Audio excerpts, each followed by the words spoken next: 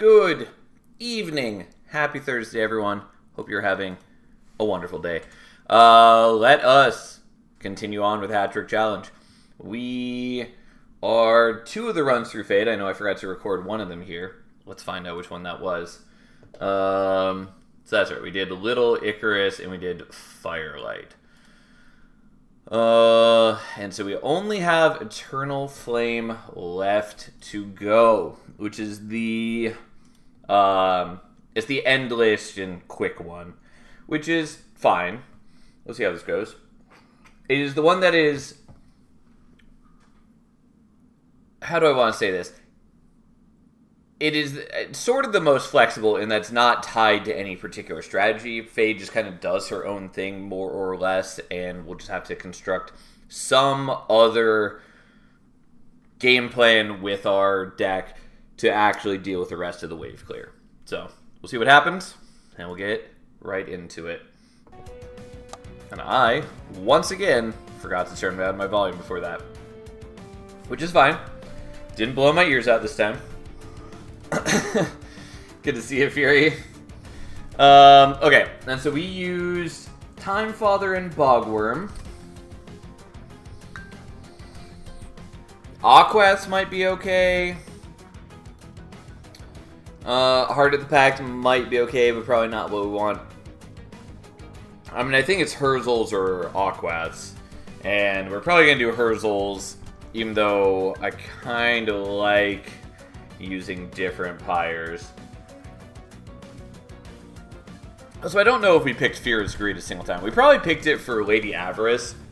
I don't know if we've used it for any others than that one, though. It's a good pyre. I'm just trying to avoid using it for the most part. Just so that we get a little more variety. Anyways, I guess we're going to take Herzls. Though I do feel a little bad since I just take it all the time. It's a great pyre, though. Like, you know, it's fun and powerful. Okay, so here's Paraffin Enforcer, which remind me, I think we had used before. We had. So I'm going to try to avoid upgrading the Paraffin Enforcer and look to do something else since we're not supposed to have the unit. I believe we also had used Explosive Reaction, had not used Molded. I guess this also, yeah, I was going to say, is a moot point if we don't see Eternal Flame here, but there it is. Okay. Well, do I care about Manifold Mirror? I guess I'll take it, though there is the possibility for it going somewhat badly. We'll see what happens. We are up against Dominion, which is fine. We'll see what we're offered in the future, I guess. And I guess we'll play that out there. Our gameplay is mostly just let Fade die and enjoy.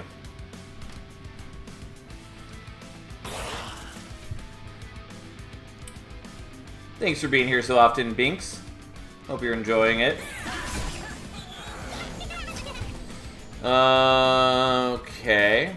Well, let's once again do that, and then I guess just wipe those. Though it would be nice to start using the secret ingredient. I think, for the most part, we're going to have no problem with the boss, though, because, you know, reasons.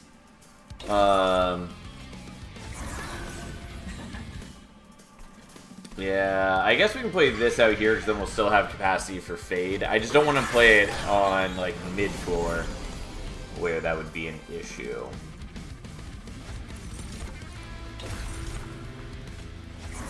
Yep, unsurprisingly, that's not for the kill. If it wasn't going to be enough, I was going to give the Reanimate as well. But, unsurprisingly, since Fade is just hitting for 50 a turn, and this guy is fairly slow to get rolling, we have plenty of time to just beat him down. And there we go. Easy first battle. Okay. So remind me, I think we had used Purifying Cleanse. No, we didn't. We had it in one of the decks, but we removed it pretty early on. I think we're taking the Wicklash. It might not be totally relevant, but it's overall a good card, and if we do end up doing something like Lady of the House, it is both attack scaling and burnout extension, which is nice. We could also do the Molten Encasement. Nonetheless, I'm going to take this. So we haven't used Twisted Assistant, nor have we used Overworked Assistant. And I don't think I really care about Pseudoscience here. I don't think I want to do Overworked Assistant, though it's not a bad game plan overall.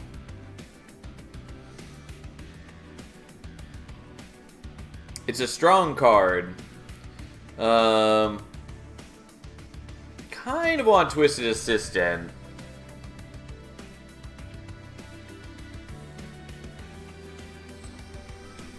Not totally sure I want that, though, but it's a good card. Yeah, I'll take it, I guess. And then we're gonna go... I guess we're gonna go here. I mean, I could go here looking for, like, Test Subject Alpha.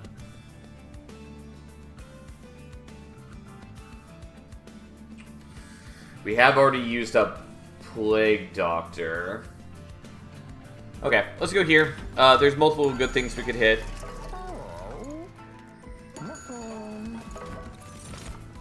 Okay, I will take Lady of the House. That's perfectly fine. She's a pretty solid, reasonable unit after her rework.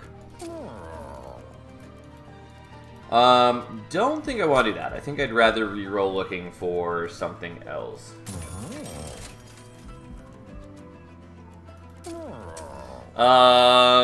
I'm pretty okay with just Smidge Stoning here. I would have preferred, like, multi-strike, but that's a decent start for us. It is a bit of a shame that the Manifold Mirror does nothing for us currently, but we're working on it.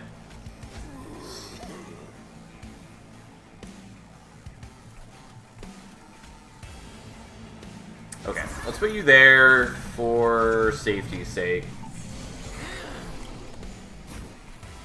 Yeah, that's kind of what I thought might occur. That's fine. So I can either do the explosive reaction now and kill all of these guys, or I can do it on the middle floor and then let one of these leak. And I think we're better off doing this because these guys are also coming to top floor next turn. And so if I'm not killing off most of these guys, it will be much harder to kill them. Obviously, I might draw the other explosive reaction, or I might be able to make a blue infusion off of mixing. But I think we're just going to do this and make things a little better and just accept a tiny bit of fire damage.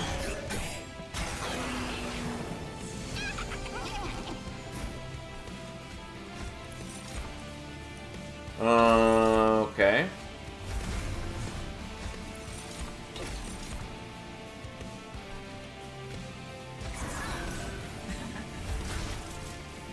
She is getting low on burnout, but we do have the Whiplash coming up, and also we can just reform her, and that's not the end of the world.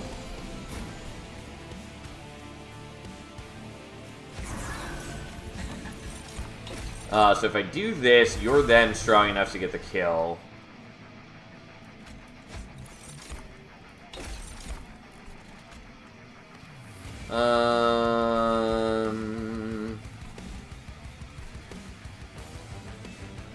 Yeah, I wish you weren't dying, but that's fine. We'll leave it like that.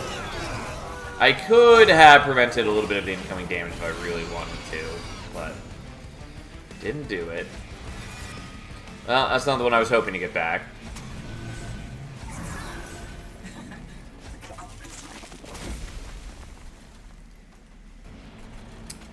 Alright, I'm taking a little bit of fire damage. I maybe could have avoided it by doing things differently. This is fine, though.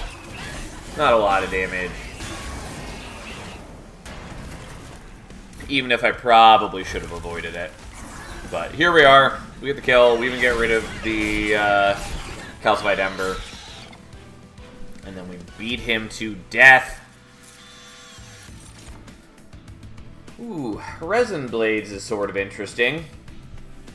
The 2 costs I don't like, but on the other hand, it's not overall bad for us. I'll take the Resin Blades. I will skip on that. What I really want is Wax and Spike. Okay, so could go here. Looking for like a room. Not sure exactly what room we'd be looking for. Inferno room would be nice, except that I do have Manifold Mirror. And so if I'm not careful, I will just create Inferno room on every floor, which is sort of tenable for now, but not great overall. Alternatively, I mean, I could also go here. Just like look for multi-strike for the Lady of the House is pretty good. I think we're gonna do that. I would sort of like to go here. We could also get deployable on the Resin Blades, which I wouldn't hate, but let's see if we can do something here. Yep, I'm pretty happy with that. Let's see what the unit is first, just in case. Yeah, you know what? I'm going to take a Wickless Baron right now. I have plenty of Deployment Ember. I've got some capacity. This is what we want.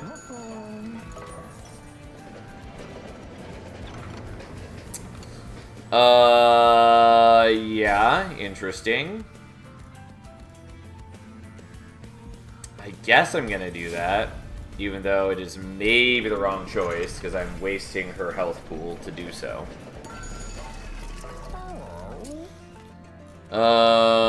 Let's just give you HP for now. Could also do that, which I don't totally hate, but I think this is fine. Though also let's remove a couple things. Just make my life a little easier. Okay, let's knock back Archeon. Shouldn't be too big an issue, especially since we have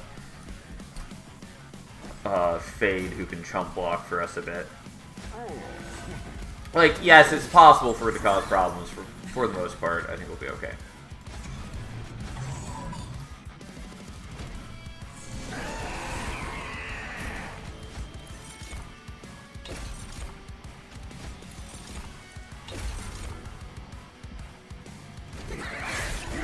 Okay.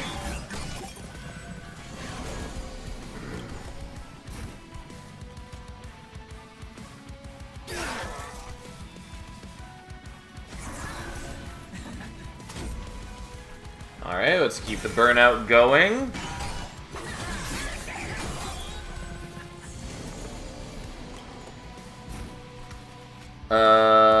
Yeah, I guess we're gonna give you the Resin Blades. The Molded doesn't do anything for us right here.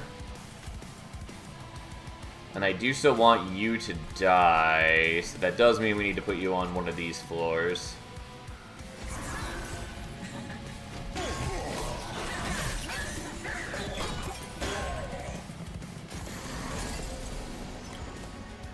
Okay, so I really don't want you to get knocked back. So we're going to do this. Then we play Fade Out, who's going to block. And so then Fade is the one who's going to take the knockback hit. And also we're getting more stats on the Baron. And we hit Archeon for pretty decent damage.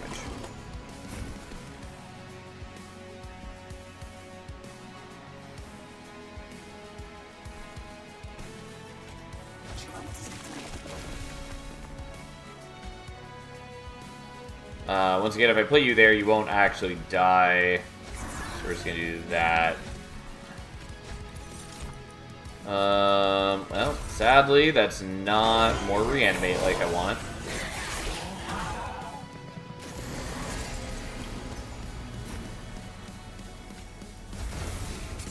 Okay, so we did give you reanimate so you'll survive. I'm not actually sure I want to do that, though.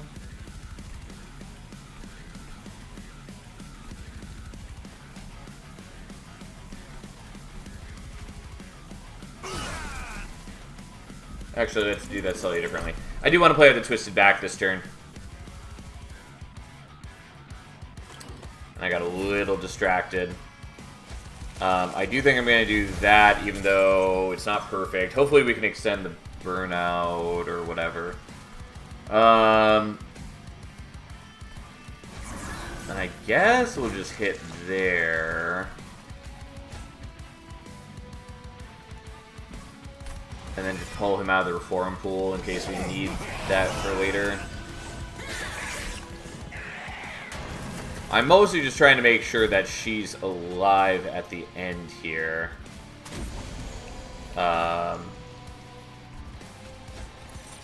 Because that is how she gets the penance upgrade. How you doing, Carrot Guy? And yeah, we started a little bit late, so you're basically right on time.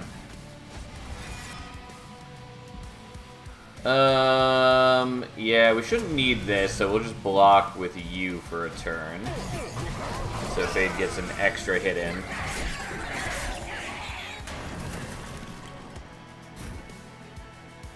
And we're doing it without you dying, which is everything we had hoped and dreamed of. Yeah, I mean, none of this really matters. We're just doing it for our own satisfaction. How thrilling. Excellent. Okay, and she survives. She gets the penance bonus, which isn't, like, insane, but, you know, it's going to add up over time.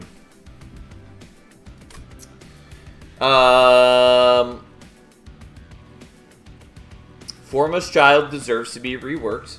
It's a bad card. It just also serves no purpose, but... Sacrificial Resurrection is a card I hate. And Tome of Horrors is very good, but do we want it here? I think the answer is no.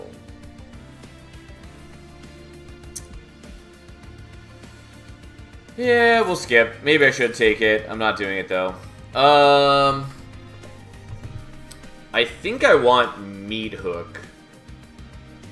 Because we haven't used it yet. And again, like a single dualism or just multiple Meat Hooks means that I can permadeath Seraph. Or other flying bosses. Ember's nice. I lean towards the extra draw right now, partly so I can make sure I'm hitting the Wicklash. But we also are going to a Merchant of Magic right now, so maybe we're going to be fine without that. Tome of Horrors with Reanimator Reggie sounds broken. It's very good. Turns out Tome of Horrors is good on basically any unit. But yeah, it's particularly good with Reanimator.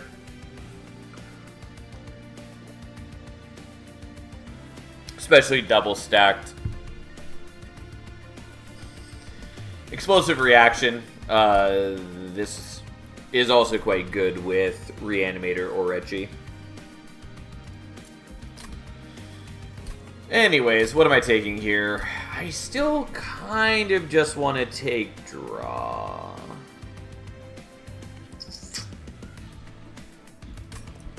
Yeah, let's take the draw.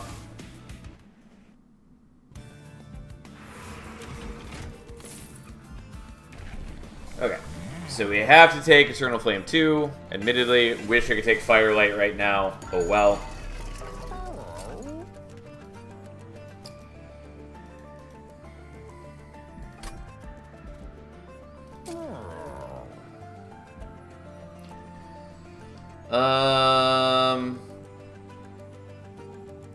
It's not what I wanted, but fine. Okay. That is at least useful for me.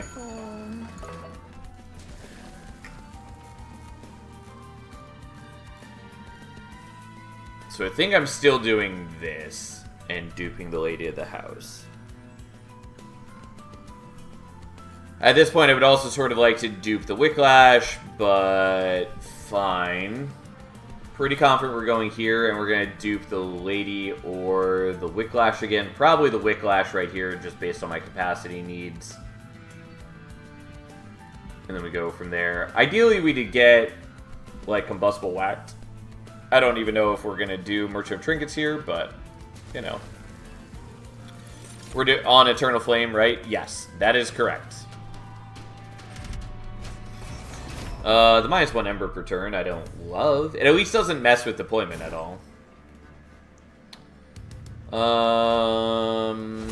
I honestly wasn't paying attention to which enemies this is, so we're gonna hope that setting up like this is reasonable. That's the quick fade? Correct. Yeah, quick and endless. Ah, yeah, it's these guys.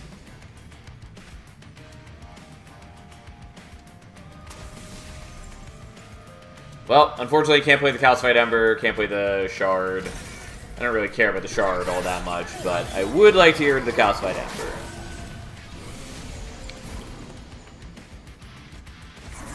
Okay, so...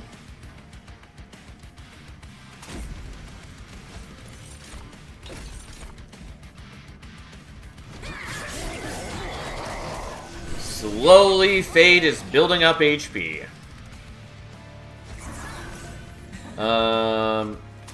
There we go. I thought I was going to have to get fancy here on how I was going to do that. But we hit the right break point, and that's what we needed. Yeah, you're taking a lot of damage. We know, but that's fine. You do gain a lot of HP back. And Fade technically is a better blocker each turn. Technically. Yeah, I kind of wanted to mix more, but we'll just do this.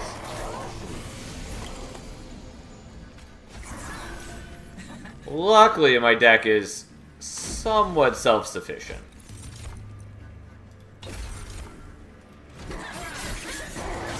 Admit I kind of wanted the regen to buff him up, but I was pretty confident that I don't need it. Yeah. And we don't kill the backliners. Would have been nice to do the explosive reaction, but we don't have Ember for that.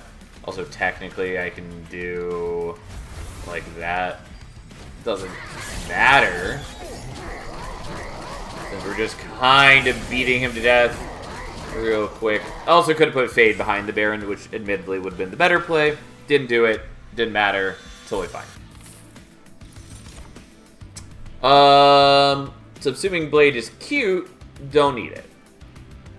Resin removal is a maybe. It's probably worth taking here, even though much of the time I'm not going to care too much about it. But I'll take it, even though it gives me an annoying Calcified Ember. We cannot do Organ Harvester. We used that with Fade before. I think I'm going to skip on the Horrify, maybe. Yeah, we'll skip on the Horrify. And then I have choices. I think we're going here, partly because I want the dupe. Going here, though, would be nice so that we could search for, like, endless, or not endless, dualism on Meathook or Smidgestone on the Baron, or even, like, Titanite would also be appreciated. But I think this is what we're doing nonetheless. So we're not doing Void Armament. Could do Swift Steel Dagger. That's honestly not bad for the most part. Could do Memorial for the Melted, which is kind of cute. It means that I don't have to worry about reforming my dudes ever. I just also don't know that I care.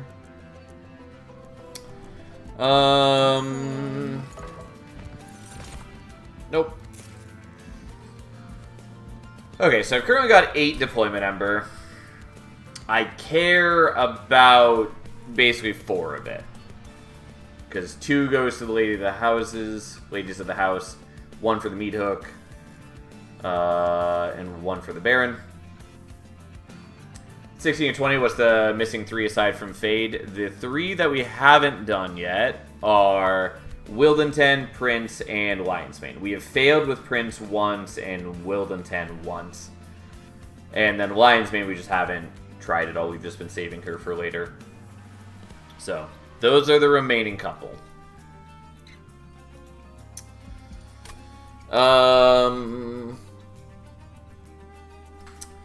So what I could do is I could put Swift Steel Dagger combined with the Resin Blades.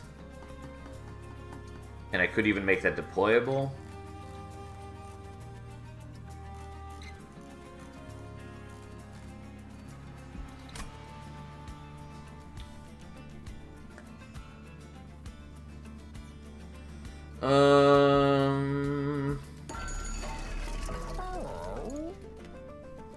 Not sure I want to do that. It would be sort of nice defensively. It would make it harder for Fade to die in the long run, though.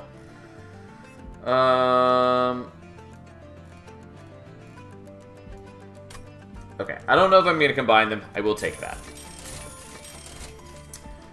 I could do this. Because we didn't use Bloodthirsty Blade yet, right? I suppose I should double check, just to be certain. Yeah, we only did Organ Harvester and Overgrowth Carapace. It just, I've done so many of these that it's a little hard to keep track of which cards got used on which champions already. I don't think I really need the Bloodthirsty Blade, but it is not bad. Do you have a YouTube channel? Are you uploading these runs anywhere? I do not have a YouTube channel, kind of. I keep meaning to upload them. I keep saying I'm going to upload them, and then I haven't because my life is busy and I'm a terrible, lazy person. Sometime this weekend, I'm going to try to start uploading them.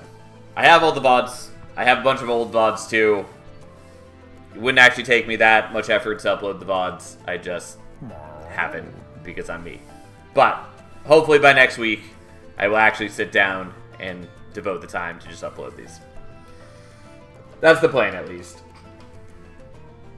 That said, if you do want to watch the old ones, they are still on Twitch at the moment, because they get saved for, like, 60 days.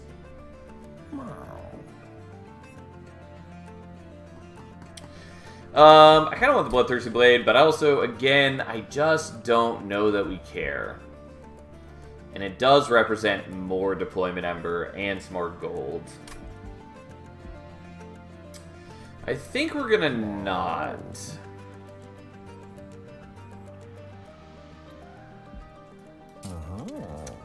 I'm gonna make that deployable, I guess.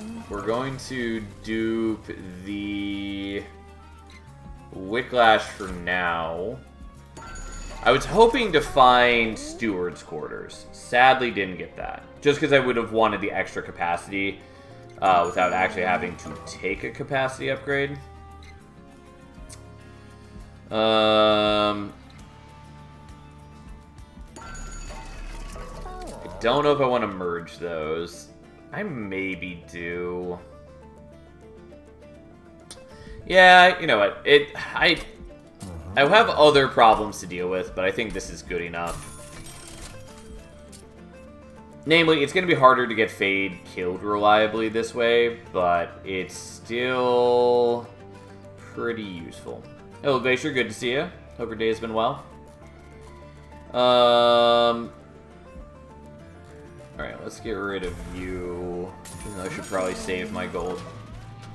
What's a good strat for Hall of Mirrors? Can't say I've ever used it. Seems like a weird card to work with. It's a very good card. It just does have some problems to overcome. Namely, the capacity. But, for instance, you can do things like you can copy Talos. And then, since they have Flight, you can easily just overstack them to any floor. Consider how nice it might be to get double Celebrate triggers from Talos at the end of battle. You can also dupe Primordium and have one unit eat 2 Primordiums. You can dupe... You know, you can, with overstacking Ascend, Descend cards from, like, Banished or Hellhorned or whatever, you can dupe them on, like, mid-floor with Hall of Mirrors and then ascend them to another floor to free up more space to then dupe something else on the Hall of Mirrors floor again. You can use it just as a way to... I mean, there's just a lot of different things you can do with it. It's a solid card, even though the minus capacity can be a problem. But also, like, one pretty easy thing to do with it is if you have like a Smidge Stone unit, you can often play out like a 1 capacity unit, have that dupe to 2, then play a 2 capacity unit and have that dupe to 4 space. And so you end up at 6 space, but you still have enough capacity, for instance, to play it. Or similar sorts of things. It depends a lot on how much capacity you have to work with, obviously. You can also like play it out, dupe a unit or 2, and then replace with a different room to free up some extra capacity. There's lots of options. Author question, Adrian Tchaikovsky. Anyone read his stuff, Children of Time? I have not. Obviously, I know the name. Never read any of his stuff.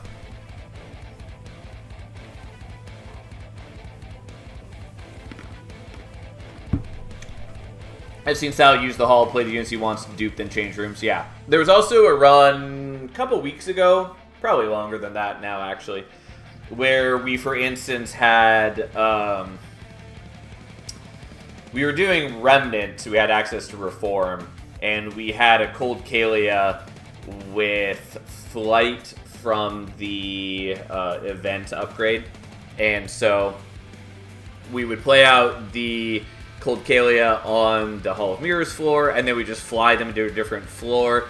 One of them would die because we had an Inferno room on bottom floor, so we just fly it down there, get it killed, bring it back next turn, and just keep duping it and having increasing numbers of flying Cold Kalias with increasing stats. It was pretty good. Bit awkward, but pretty good. Anyways, I wasn't really paying attention to what enemies, but that's fine.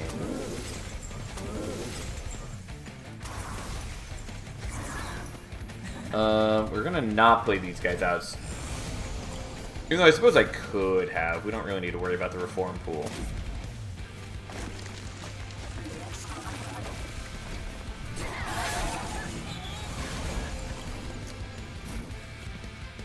Okay, let's start work on you.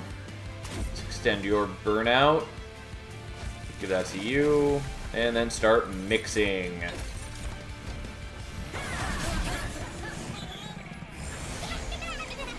No, why? Well, that saddens me to a true and terrible degree. Okay, let's do that so you can save a bunch of HP. I could play out the Calcified Ember at the expense of not using the Wicklashes, but I would rather do that right now. Obviously, like, we'll roll back into them at some point, so it's not the end of the world if I don't keep them in hand right now. And we have so much Ember, or not Ember, Burnout right now, that's not a huge concern. Yeah, why couldn't we have drawn that on a turn where I cared about it? I mean, admittedly, I know the reason is, at least in part, because I have 2 holdover cards that are eating up a lot of my draw. Okay, fuck it. We're getting rid of that now. Also, Fade is not dying, which is kind of a problem. If I were playing the Wicklashes this turn, I could use one of them to give her burnout, and then have her die on this turn and replay her. I could also do this.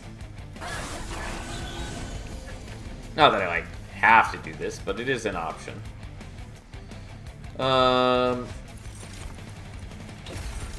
Anyways, we should be pretty sufficient. We do a lot of damage and we have a lot of attacks.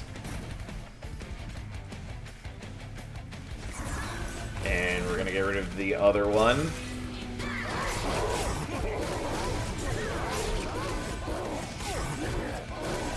And we also even mitigate this guy's damage output by harvesting a bunch of HP every round as we just shred his reanimate. And there we go! Exciting stuff. Okay, so I believe we cannot take Crushing Demise. Might be worth taking Fatal Melting. I don't really want to, though. So I think we are going to skip. Acid Shower's not bad. Replicator Rays, sort of interesting. Surgical Strike is kind of interesting, but I think we're not going to take it.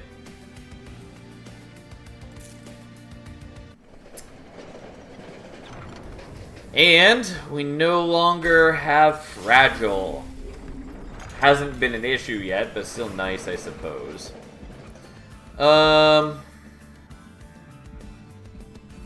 Some removals are nice. Minus costing or like permafrosting resin removal is pretty okay. Kind of want to go here looking for combustible wax or getting, I mean, just a variety of things.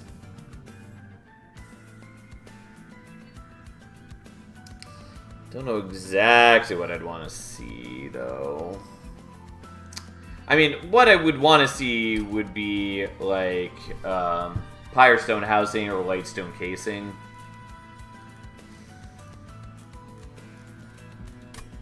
But I think we're going here.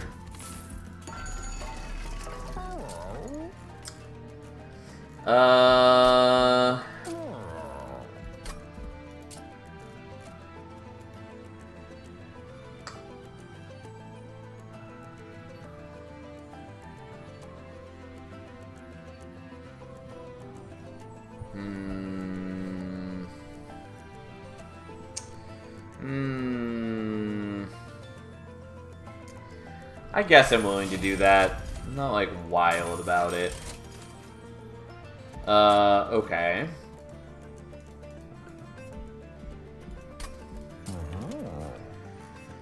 Do I want to hold over? Like, I could hold over the resin removal, but I don't know that I really care about that. I could also just permafrost the resin removal for a very similar situation.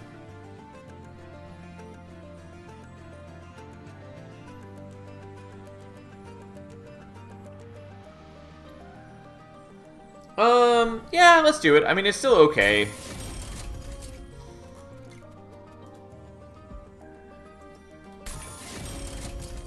I should have reversed these. I should have done the permafrost on that if I was going to buy both of them. But I got carried away, and I didn't. And here we are. Let's get rid of you. And let's get rid of... Honestly, let's get rid of you. It's vaguely helpful, but, like, we're not really utilizing the...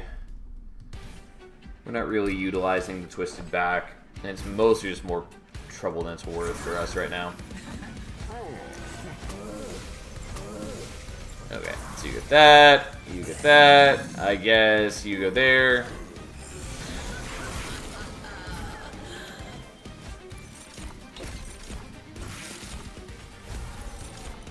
Again, I do wish that I had done these on the appropriate targets.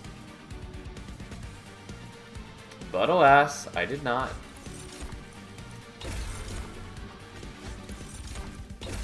It's just, there's no reason for me to have permafrost on the mix.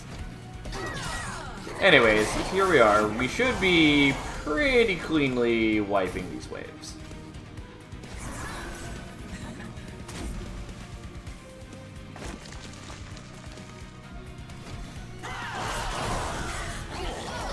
Not sure what upgrade we want to take. I might take Ember. I do kind of want to take Opacity so I can make another couple Ladies of the House. Since that is pretty good for me. It'd be a lot better if I had... Whoops, I forgot to daze you. It'd be a lot better if I had Wax and Spike, mind you.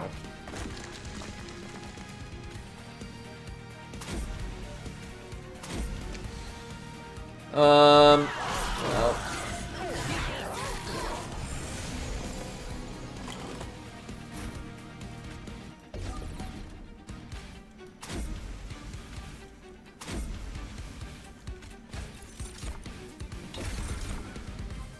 Oh, I almost forgot to play Fade Out.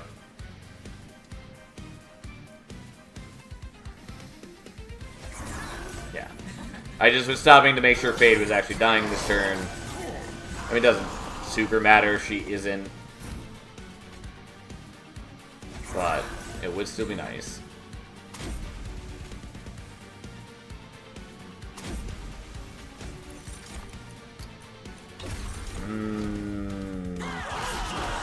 Also, I still have made no use of Manifold Mirror, unfortunately, but whatever. We knew it was possible. Likely, even. But we still took it anyways.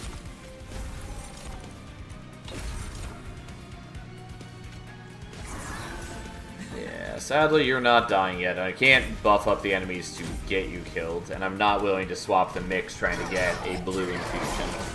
I mean, it's fine if she survives. Although, admittedly, probably shouldn't have put her in front if that was the case. Ultimately, doesn't really matter. And I guess we'll give you reanimated just for the sake of it.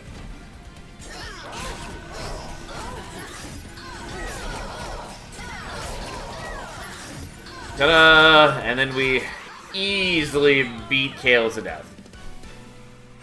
How wonderful. Nope. Those are not what I was hoping for.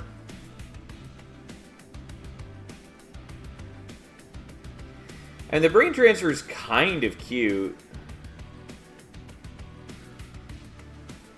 If I were more comfortable putting my Lady of the House as the frontliner, it would be fun to be using brain transfer on Fade repeatedly.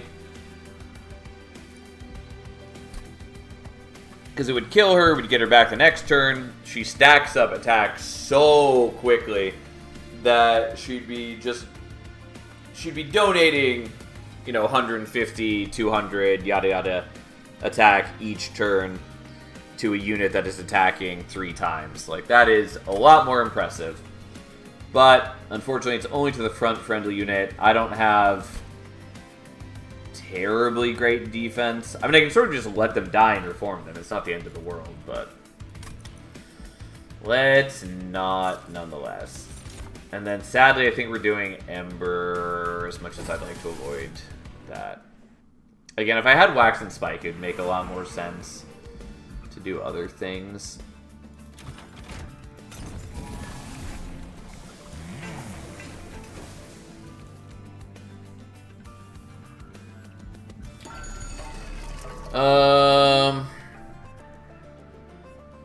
Don't care about Stasis Crystal.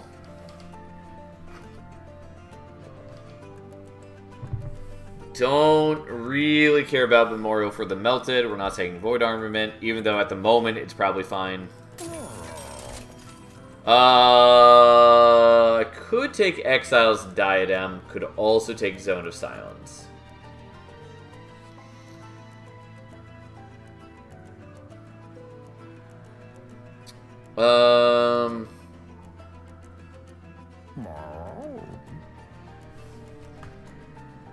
So we are currently at 10 Deployment Ember now.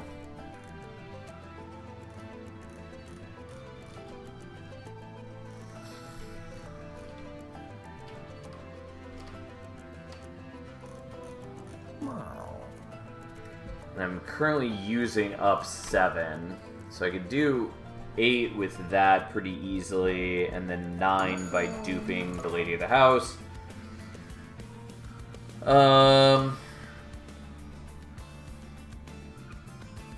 Yeah, that's pretty okay.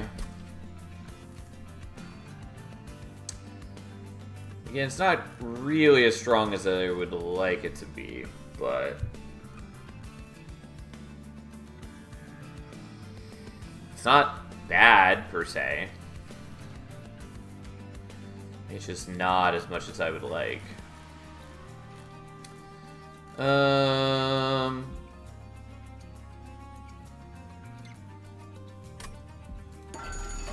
Because, like, the alternative is that I dupe the merged equipment, and then I'm just playing that out instead.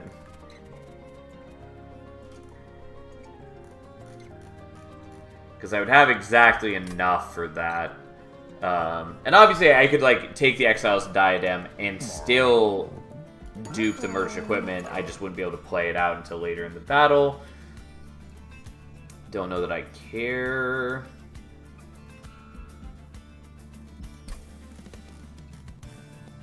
I haven't even upgraded you all the way. Okay, whatever. We're just gonna make a second merge equipment. Again, this is putting us in ranges where it's hard to get Fade killed. Also, I maybe should have taken Fight Club. Kind of forgot to consider that still. Oh well. That's fine.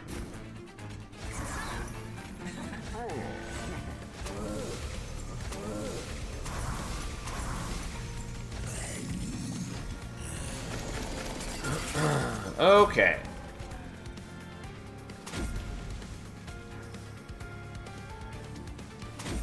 There we go. How thrilling.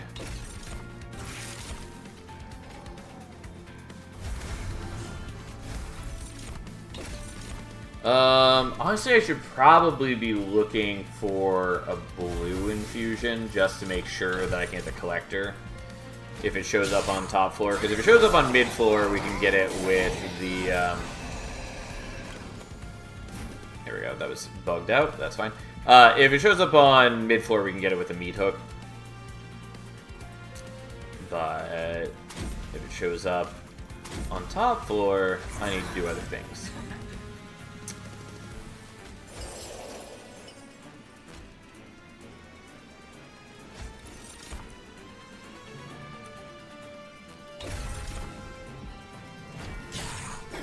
Again, unfortunately, we're at the point where Fade isn't dying, which is sort of okay.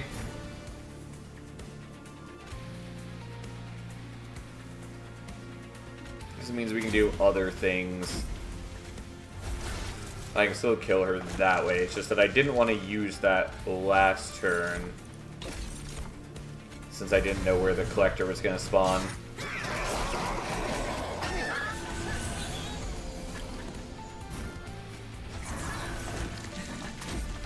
Oh boy, look at us go. Yeah, again, having trouble killing Fade, but also mostly doesn't matter.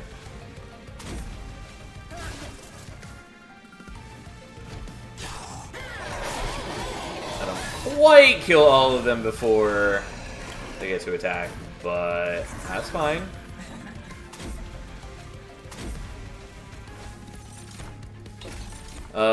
Again, maybe shouldn't have put Fade where I put her. Probably should have moved her behind the Baron, since we were just about to go into Relentless. Doesn't matter. Everything's fine.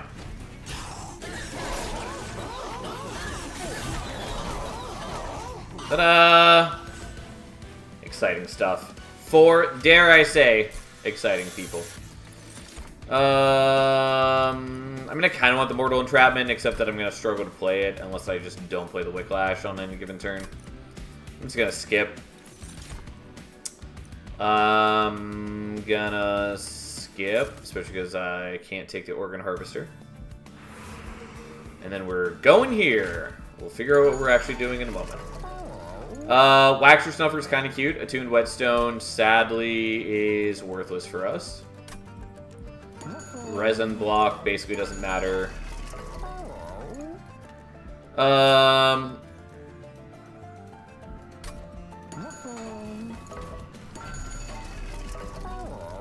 guess we'll take that. I am not taking those. Now, do I just want Titanite on you? Kind of. I think it mostly doesn't matter. But we'll do that.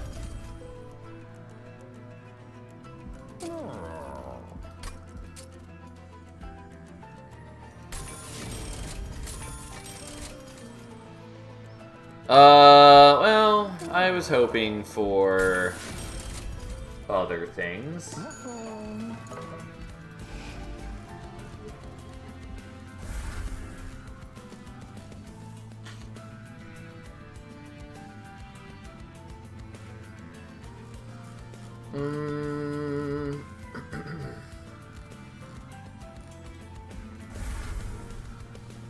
I still never made use of Manifold Mirror, sadly.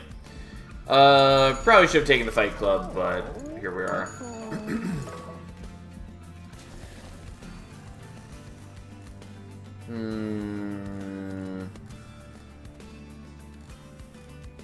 So I kind of want to dupe the Meat Hook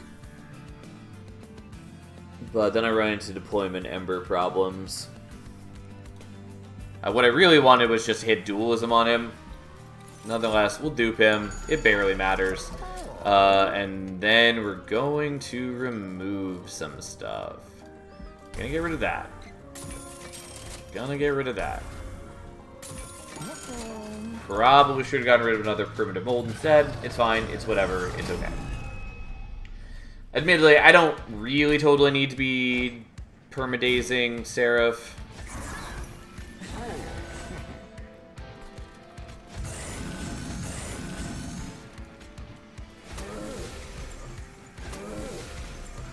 But nonetheless, here we are. Because I do have resin removal and all that.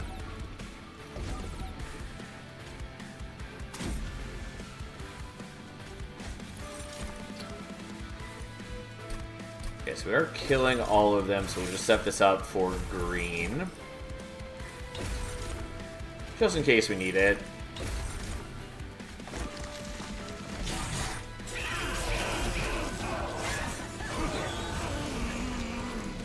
Alright.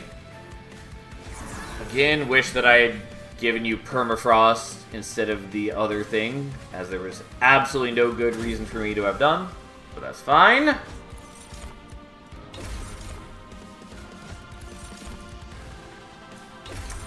I am still going to play with the resin removal because it gets rid of the reanimate, and that's kind of nice.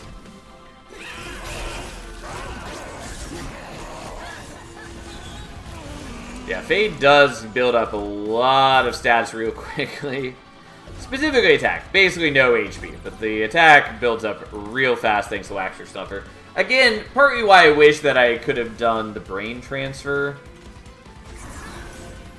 But it just would have caused other problems, sadly.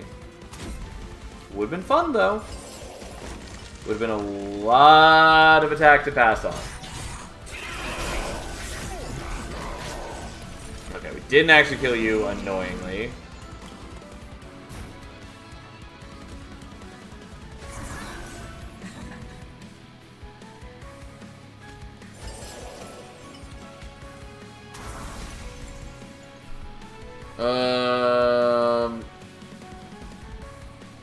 So that wouldn't be enough.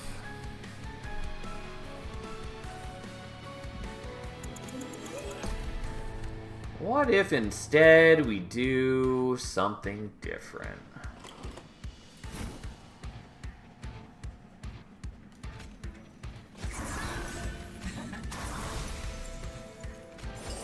Yeah, okay. We take a little fire damage, and they're still generating a Scourge card for us, but this works out better.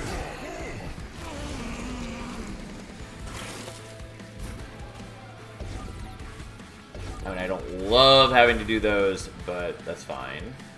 We get rid of the Corruption, we get rid of the Reanimate, we do this, and we try to get a blue infusion.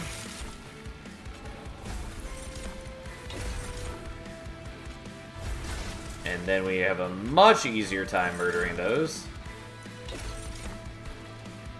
And we already dazed Seraph some more. And then we just keep murdering the whole way. Again, this is part of why it would have been nice to have another Lady of the House, because even if I wasn't like buffing them well, just having more attacks is useful.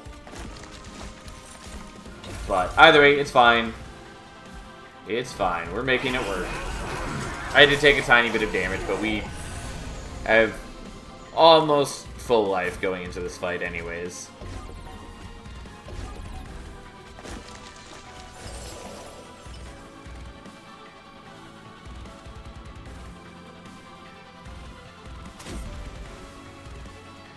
Yeah, we are struggling to kill this wave, but that's fine. We'll get the Scourge cards, but it's the last wave, essentially, so it's not the end of the world if those guys survive a little bit.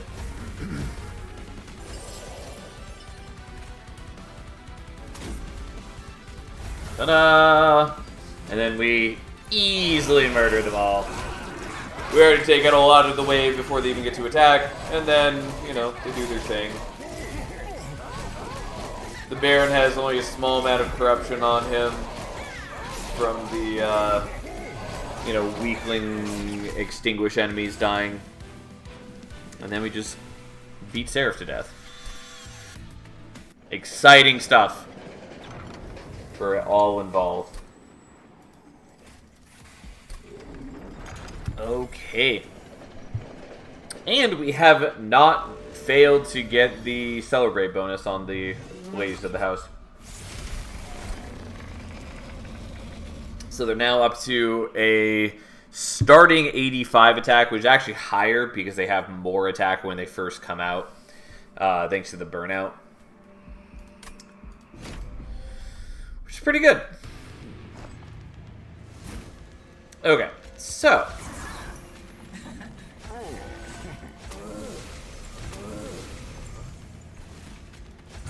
I'm still going to play them out, even though it's a bit annoying not to have both of my equipment played.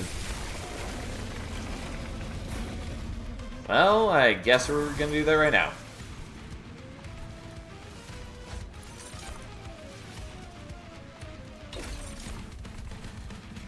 Well, I guess let's do that. I actually might want to be building up a Purple Infusion anyways.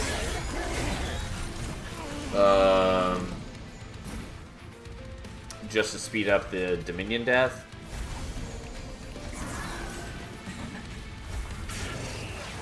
Okay, so we're going to daze both of you, we're going to use both of you to daze him. Doesn't end up being all that helpful, really.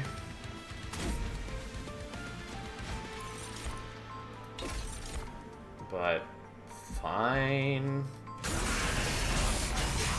I need to get both of my Whiplashes going so I can be doing much higher attack gains.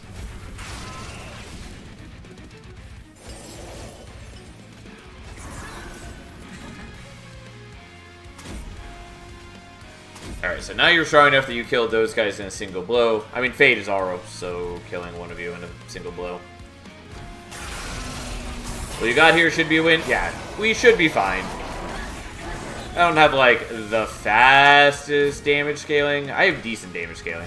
Again, wish that I had Permafrost on this so I didn't have to play it every turn.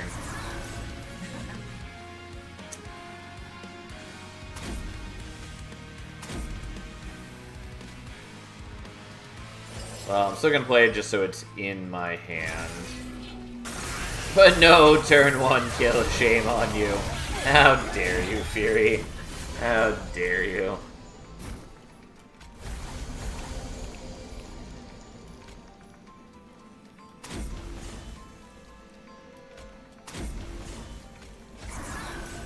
Yeah, unfortunately, Fate's giant attack is largely wasted. I mean, it's not a big deal.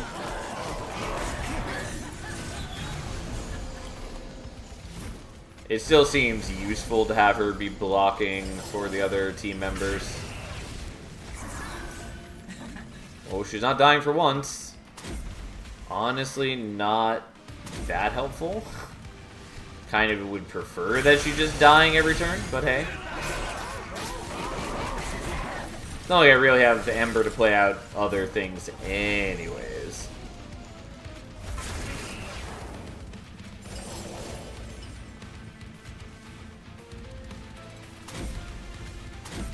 Alright, we take a tiny bit of pyro damage.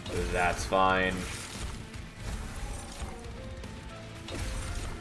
Just wanted to reanimate. That's all I wanted.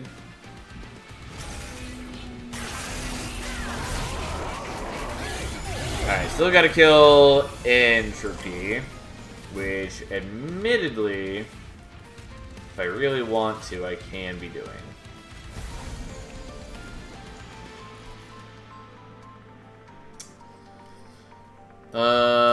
Okay.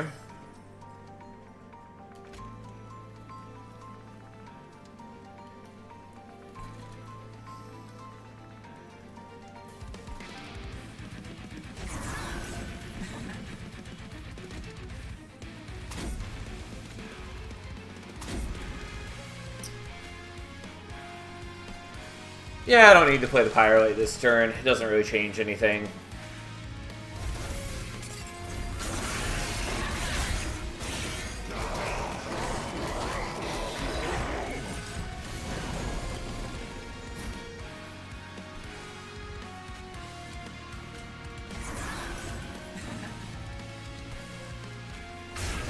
Well, there we go. So that brings down to 1, and then Fade just blows up Entropy. Ta-da! There we go! Not too bad of a run. To be fair, we did get a lot of things we wanted. Unfortunately, I never did get the Wax and Spike, but, you know, it was totally fine. We got good units to support Fade, and we got decent wave clear, and that is really all that we were looking for. And it worked out just fine. Alright, which means that thus we are done with Fade. Pretty cleanly. I mean, Little Icarus was a bit of a shenanigans, but it was mostly just that we were forced into it on a bad start.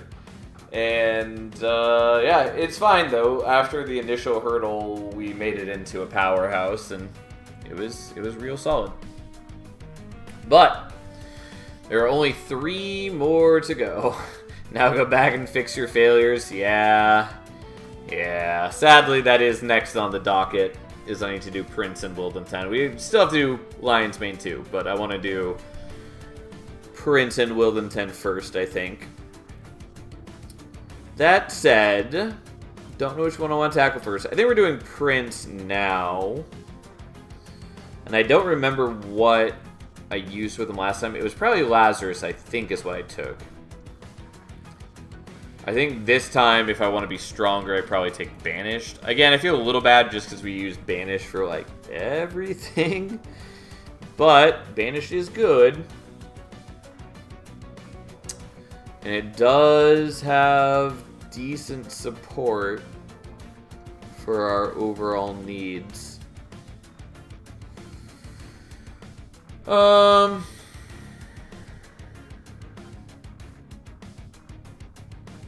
Fine, we'll do Banished, even though I kind of want to do Lazarus. I mean, neither is a bad clan combo, but we're doing Banished. I just feel a little bad that we use Banished, like, all the time. Okay. That said, what are we doing for the Pyre? Bogworm's Growth, again, is pretty solid for one of these. Time Father is fine. Hersel's Horde is pretty good. Pyre of Savagery is also pretty good. For either Brawler or for Reaper. Aqueous is okay. Especially in a world where we might want to play out like One Horn's Tome, or even just things like Ritual Battle or Divinity are a lot more playable with Aqueous. I think let's start with Aqueous, see what happens.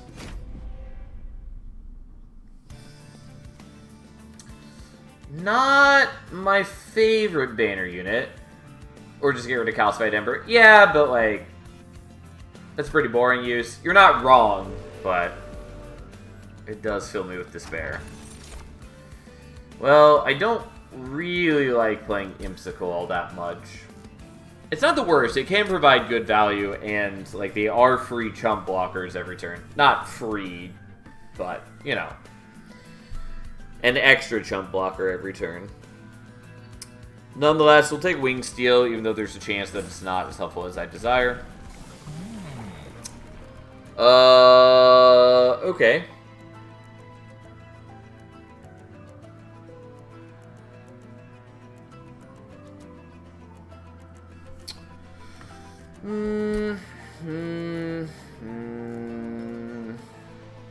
Neither of these is like amazing with this start.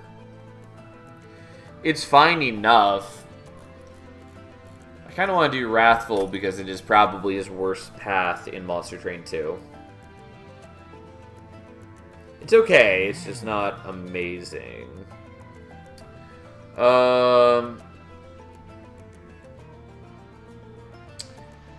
We are up against Knockback Archeon, but starting with the Just Cause makes that much easier to deal with. So it's not too big a deal, even with that. And then for Dominion, do I care? What is Culling? So it is the ability that he was given in Lost Arsenal. It just lets him attack immediately. And so at the first rank, it has cooldown 6. At rank 2, it's cooldown 4. And at rank 3, it's cooldown 1. So it's effectively, he just gets to do an extra attack every turn. And can do it before combat. So that is what that is. I don't know. I kind of just want to play Reaper here. I think we're going to play Wrathful, though it might struggle into Dominion. But there's a lot of ways for us to deal with Dominion. And, like, neither of these works amazingly well with Crusader. I mean, I guess the Crusader kind of synergizes with Reaper, in that it's a chunk of damage early on in the fight to help Reaper get started. You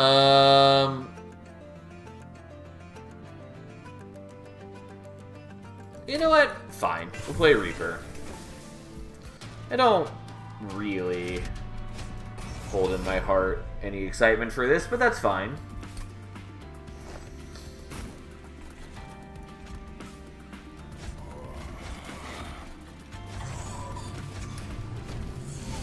Okay.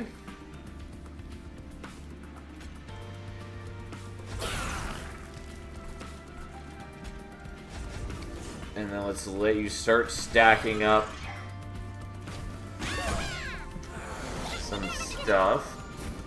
We're definitely killing you. I do have Aquaths. You know what? Let's just do that. Because you can wipe out all those. Yes, it technically means there's less for Prince to kill. Oh well, that's fine. Not too worried about it.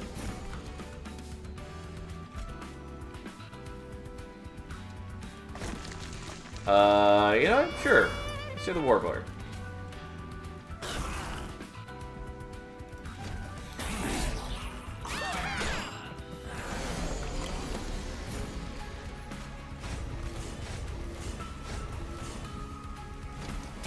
Not making great use of Prince's ability, but that's fine. We should be pretty sufficient for Relentless here. Even if we've let him wear down all of his sap already, basically. I mean, just for good measure, we do this, so it doesn't really matter in any way, shape, or form. And there we go. Already shaved off a good chunk of his health, and then we just kind of beat him to death. And if he did somehow kill the Crusader, then he'd still have to waste a turn attacking the bird. And all that time, Prince is just beating him down. Do I want Hidden Passage? Kind of. Kind of. I'll tell you right now, what I really want is Cursed Twin Blade. And probably Trampled Bird. Those are what I really want. Eagle Heart I would also be generally happy with. Yeah, I'll take Hidden Passage, I guess. Even though maybe I shouldn't. Selfless Sacrifice is nice. Again, kind of gotta save things across the runs. Don't care about Windblade here.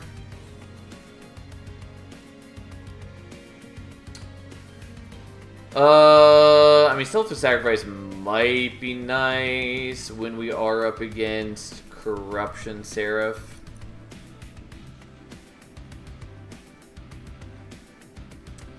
On the other hand, it might also be really nice against, or with Wrathful Prince.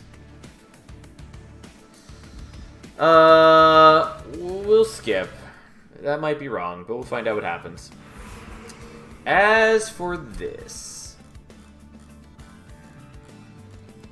holdover on the Hidden Passage isn't bad. We're probably going here, though. Yeah, let's just do this.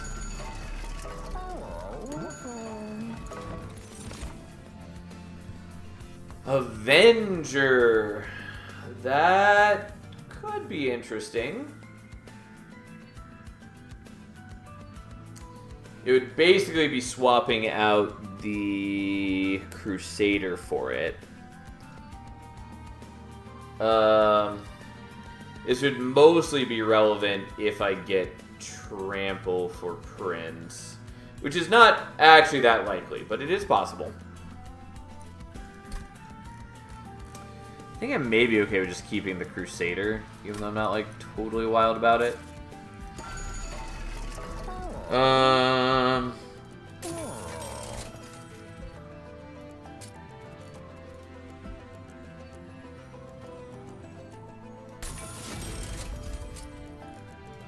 Yeah, this is maybe the wrong call, but we're gonna do that. Might have been better just to give him some starting Valor. But we'll see what happens. We'll see what we can do. It does mean that I can't fit, like, another unit on the same floor. I do have the Hidden Passage to overstack if we need to, and also there is, you know, I can always take a capacity upgrade if I have to. Okay, let's just do that and thin the herd a little bit, even though we're kind of wasting Aqua's ability. And because we actually have enemies to kill this time, Prince is getting some pretty hefty attack bonuses. Yeah, I didn't really want to draw that now, but fine.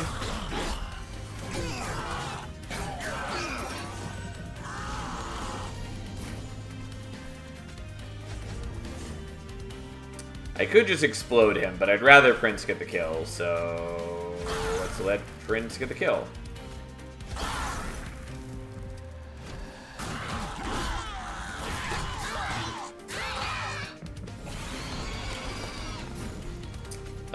Sure. Let's do that. We now don't really need to worry about taking damage, which is nice. And Prince just continues slaughtering all who oppose him.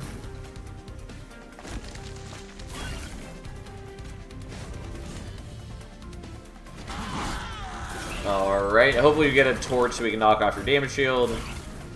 Oh, Prince doesn't even have his ability up. For some reason I thought he did. Well, that makes that a little less exciting, but not a lot less exciting. And then, unsurprisingly, we just murder. And that's that. We are definitely saving Ritual Battle. We very much want that as an option for Brawler. We are still going to need damage scaling of other sorts, but Ritual Battle we definitely want for Brawler. Hidden Passage is a maybe. We already have one. Maybe not a bad idea to have two.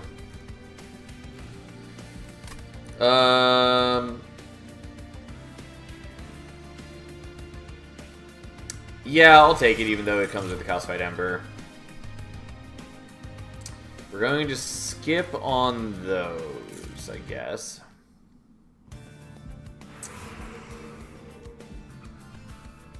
I could look for Cursed Twin Blade here, or Void Armaments. Either one is fine. Merchant of Magic would mostly just be looking for, like, intrinsic holdover Hidden Passage. Which is not bad, don't get me wrong. I just don't totally need it either. At least not right now. But it might be useful later. Nonetheless, let's go here, I guess. So there is Void Armament.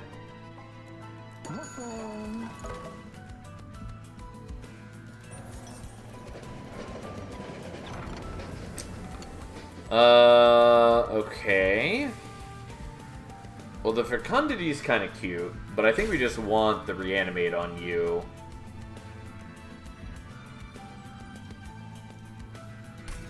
Yeah, that's what we're doing. Don't give me your sass, Stoat. You son of a bitch. Alright, so Void Armament, we are going to make that deployable, I think. Because, yeah, the Crusader only costs 1, and so even now I can do that, no problem. I don't think there's anything I really want to roll for. I do still need ways to get Prince extra attack, kind of. In a lot of the battles, it's not going to be too big an issue. Because there's a lot of battles where, like, weak enemies end up in front. And so I just need Prince to start killing the weak enemies, and then he'll be able to kill the stronger enemies. And with 2 attacks, I'm effectively going from 1 attack to 4 attacks, late game at least. Because I'll be able to use the ability every turn. And so he'll be able to kill 2 enemies with that, and then still attack twice more. Yada, yada, yada. Also, I can use the Crusader to, like, weaken things.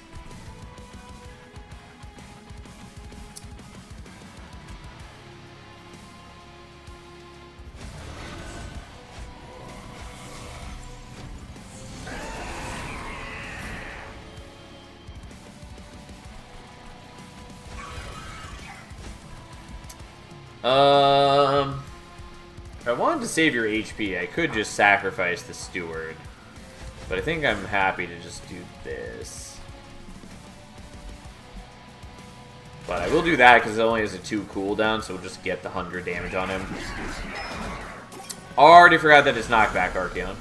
Again, doesn't really matter because I can just do this anyways.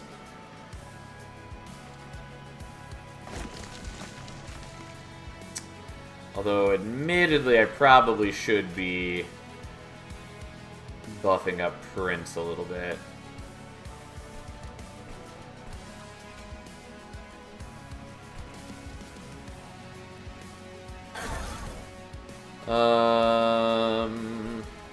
Yeah, you know what? I've got the Ember for it, so let's just go ahead and do this. Why not?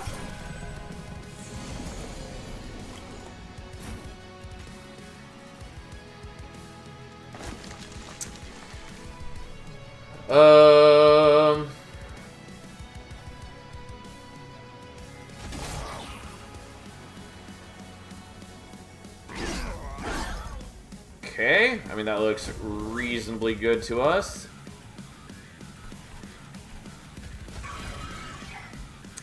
Can't wait to see the 2 new bosses after reading their gimmick and PC Gamer interview. They are reasonably cool. There's a lot to look forward to, for sure.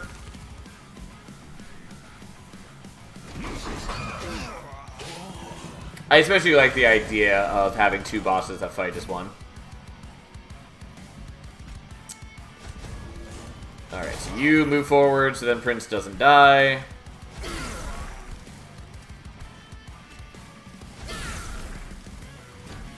I think I really need extra Ember. I mean, also if I could just minus cost some of my spells, this would be less an issue. But it's really annoying not be able to play whatever we draw off a Winged Steel.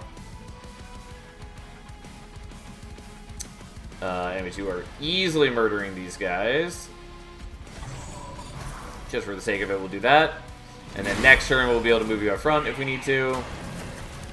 I'm going to lose so many units with the new bosses due to fragile spikes. Yeah.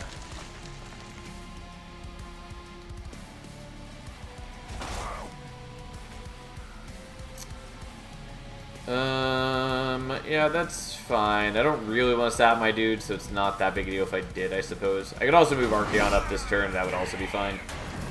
But I didn't. Ta-da! And there we go. Now, just give me, like, Trample Bird, and everything will look better. There is Eagleheart, which I think we're going to take. Obviously, it's good on any of the Prince variants, but we're taking it here. We are not taking these. The Rail Beater, I would consider. We're taking Ember for lots of reasons.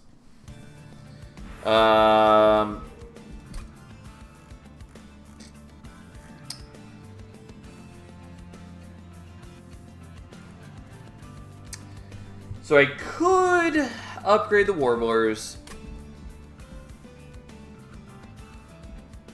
Also, if I do want the other upgrades from the Inscription event, I have to go right for the next 3. Which is not that terrible. I'd mostly basically just be missing out on the dupe and the removes, but I could do that. I don't need the healing at all. We might get some armory that we care about, and it's not a terrible idea to like upgrade the Warblers. Even upgrade the Stewards. I don't think I really need to do that, but I could. Could do that. I would like to get the Merchant of Magic, though. I think mostly we're just not going to worry about the Inscription stuff. That said, do I care about this then? Kind of. It's just so likely that there's going to be nothing I care about at the Alcove. But let's... Not at the Alcove, at the Merchant of Trinkets. Nonetheless, let's go here. We are upgrading Prince. Oh, and I guess it's cooldown 3, not cooldown 4. My bad. Had to step away. I assume we won the Eternal Flame run. We did. It was pretty good. Captain's Halo is fine. Dante's Footstool is nice, but I don't know that it really helps us. Hell yeah. Hell yeah. We don't have any rooms currently. It would be good if I wanted to get, like, Inferno Room. Obviously, we don't know if that's going to be offered. Rage Room is also pretty decent, but mostly unnecessary. And frankly, would still prefer to keep that for, like, Brawler. Captain's Halo is fine. It's just not a lot, but it is still nice.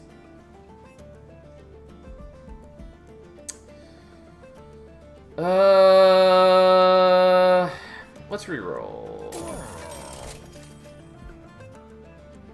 How much HP does Brawler have? I suspect the answer is not nearly as much as I care about. Yeah, that's not terribly impressive. Scorched Steel is fine. Let's see what this is first, I guess. Red Crown and 2 followers.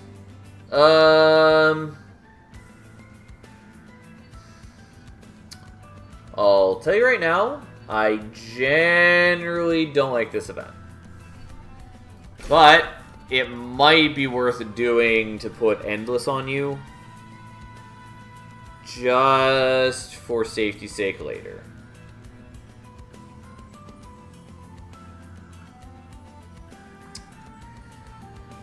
I don't like this event either, but I do like it when I want Endless. Yeah, I basically skip this all the time. I think we're still going to take it. Alright, what do you got? Oh no, we could have had the double summon triggers, which would have been sort of interesting. But hopefully it gets decent equipment for us. We'll find out what happens. But yeah, one of the worst events in the game. I think the followers are just junking the Red Crown's real gamble. The followers can be good. Like, we did use them as one of our primary units in one of the other hat trick runs that we did. But yeah, they're not great. And just the Red Crown is so unreliable. And often I don't actually want Endless on my units. Cool Cults of the Lamb crossover. Agreed. I do think it's cool that it's in the game, and I think it's a very flavorful, fun event, even if I do skip it all the time.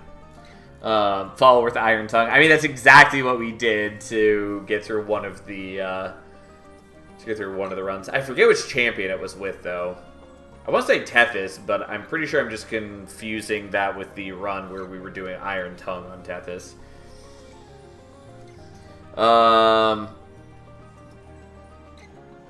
was gonna say something, don't remember what it was. I think it was just me remembering when there was someone trying to argue that the Red Crown event is the best event, strongest event in the game, I should say.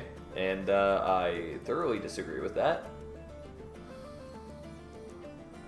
At the same time, they were complaining about a number of the other events, and I wish I could remember what events they hated, but I don't.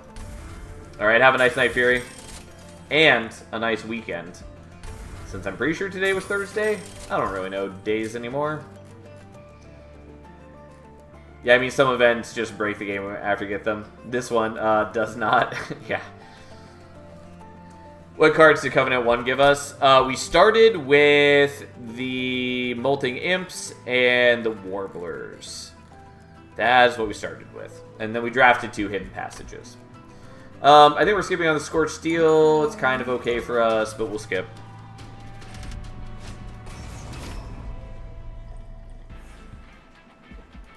Had a Firelight run where followers were positive. Oh, for sure. I mean, like, that is one of the better situations to have the followers, since Firelight Fade is just such a strong scaling force.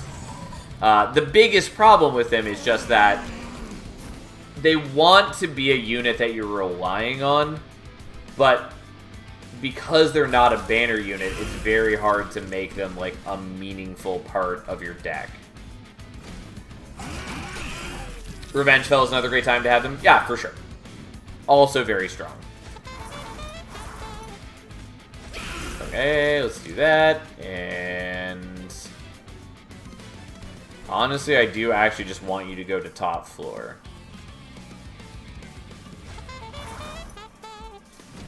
But yeah, lack of banner. And again, there are ways to use them. And with the new update, there is also going to be the new artifact deployment manifest, I want to say is its name. Honestly, I might just use Aquas to dodge the 1 damage here. You know what? Fuck it. You don't really need to worry about it. But yeah, the artifact that gives deployable to non-banner units does make them easier to use, for instance. But yeah, on the whole, just not really what I want. Oh, and you got Fortified Pauldrons. Not the worst one for you to get. Yeah, I'm excited for that. Could be really interesting. Honestly, I'm not. I really didn't want them to add that to the game.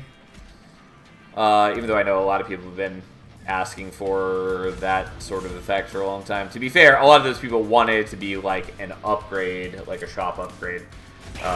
And that I definitely think should not have been the case.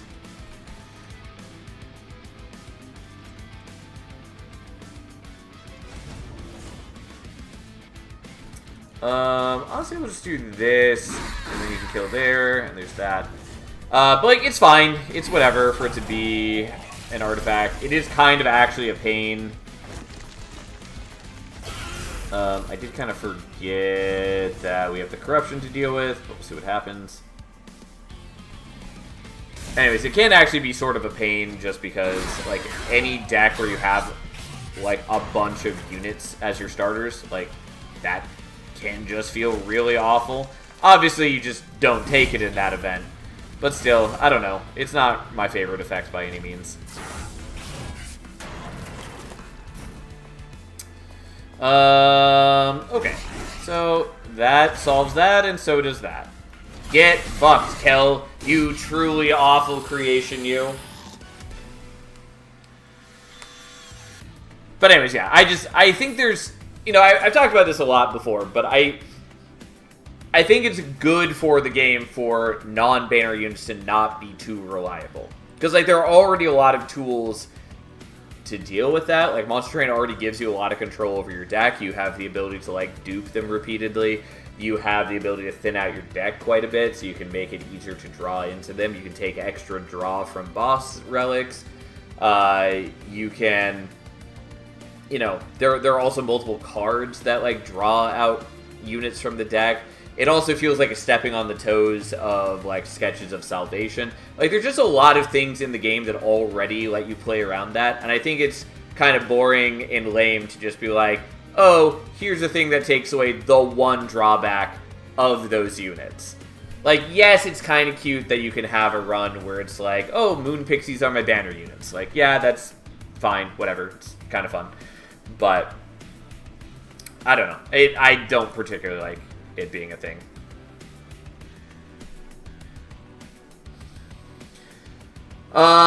Do we want to take Inflame? I think no.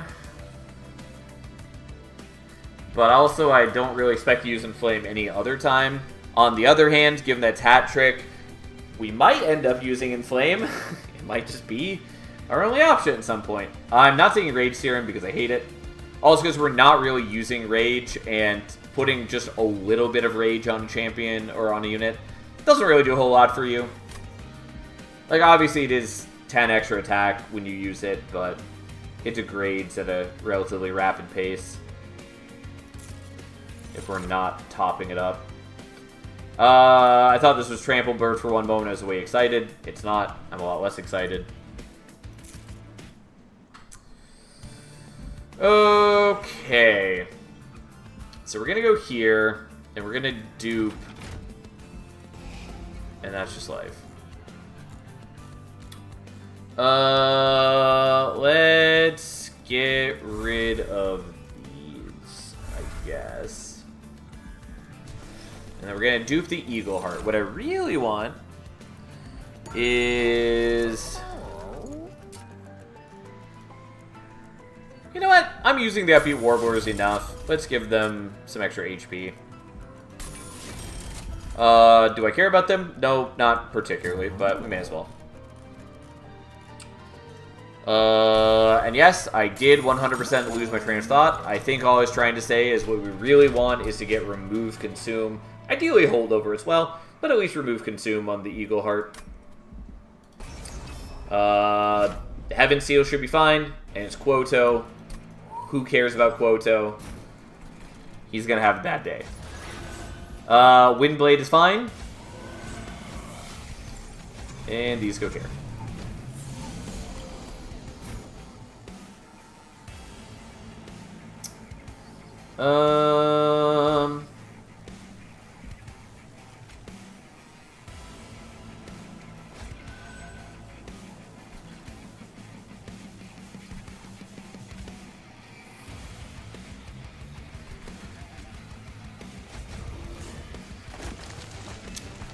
Yeah, that's not exactly what I wanted to happen. Well, we'll save the Eagle Heart, I guess. And then they both go to top floor, which then means Prince can just murder the shit out of them.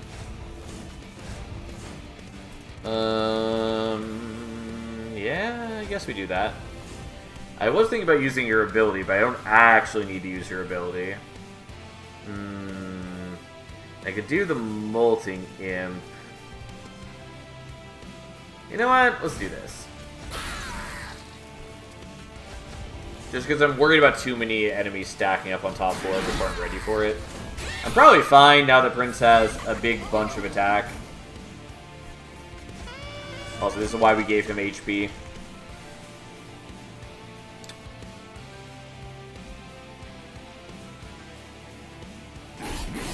Sure. Why not? And by that, I mean the answer would have been... I mean, it's fine. It'll come back up again soon. Not drawing the Eagle Heart at helpful times, but that's okay.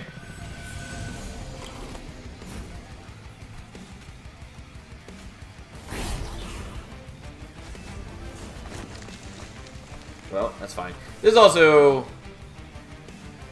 I mean, again, this is why we gave him HP, just so we can take hits as we need. But also what it's going to say is that I do have extra damage by using his ability when we need to. We're also at a point where Prince has a lot of attack. Also, he has Quick now, so that's pretty nice.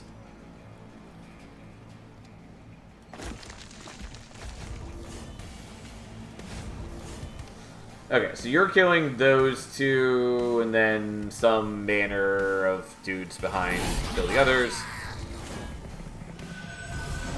Oh no, it's Quoto! He's so absolute! However shall we manage? Well, enjoy Joy.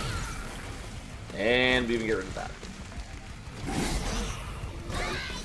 I do look forward to the day that Prince has cooldown 1 on his ability.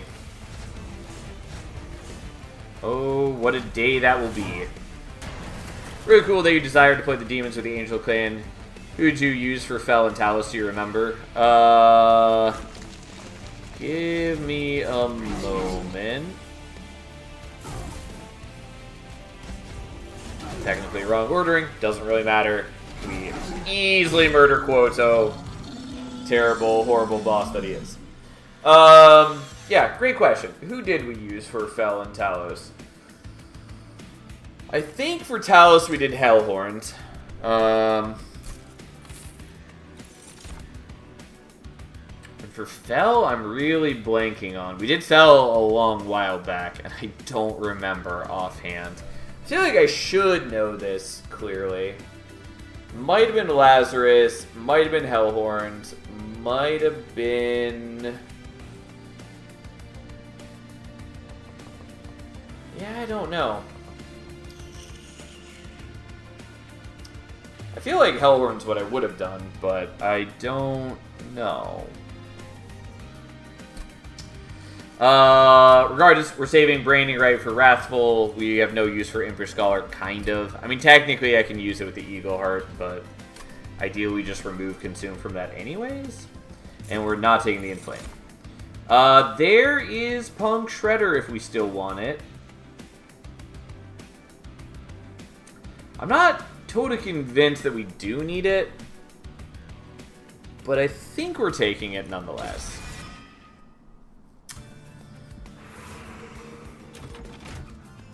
Are you counting event cards for the challenge, or are they exempt? Things like the Garfield boxes? Yes, I am counting event cards. So, like, there was at least one run, I think a couple, where we got, like, the Garfield boxes on 2 of the 3 runs, and so I took small gift box on the first run, had to take a different option for the next one. It's unlikely to happen, so it mostly doesn't matter, but yeah.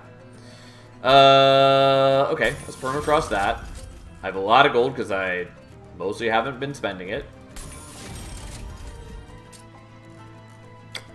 Don't really care about the Holy Stone. Okay. Well, I guess we're just gonna make that 0 cost because I don't have holdover here. Don't really care about the double stack. I think mostly we're just going to remove some things. Molting Imps have been doing okay work for us, but mostly they don't matter.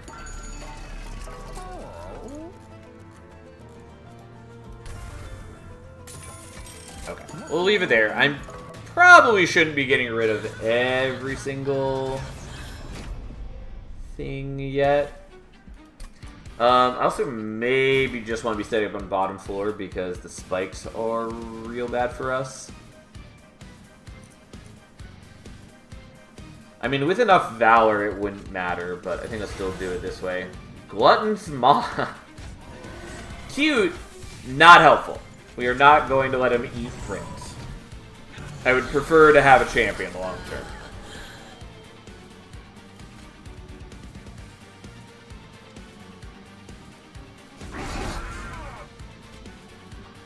Oh, god damn it, it took over his ability. This is part of why... This is part of why the Red Crown sucks. I mean, it's fine, I can do this. I mostly just want Prince not to be the one getting the corruption.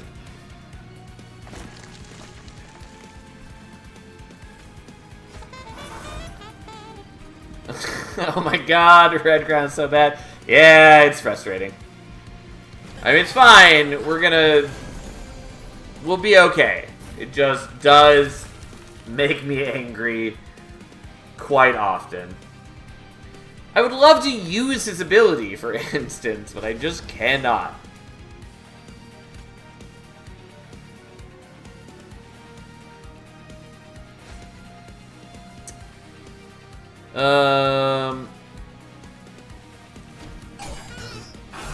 Hey, if he dies, I'll get to replay him with a different equipment.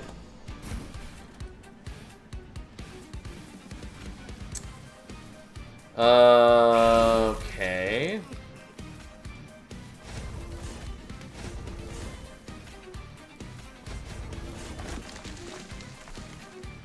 Just hate Red Crown.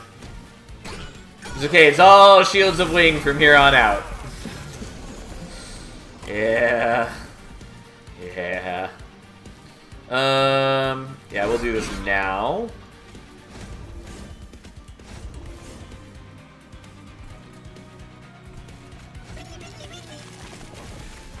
Okay, you're gonna take a little bit of damage. That's fine.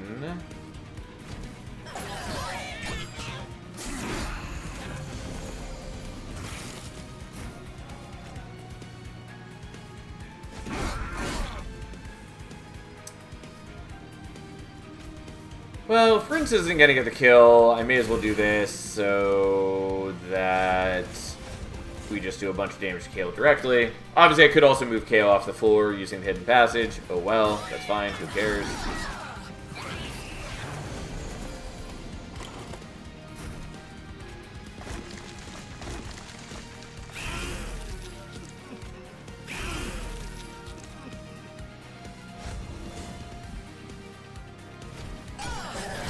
On the bright side, now Prince will attack or return. Yes, once we beat this battle, we will have Prince truly ruling the world as he was born to do.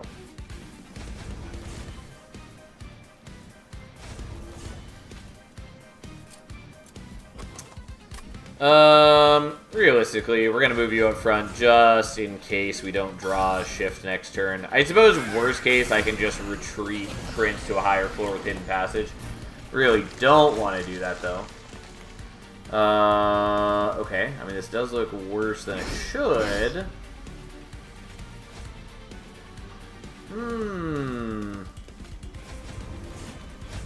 Alright, well, speaking of...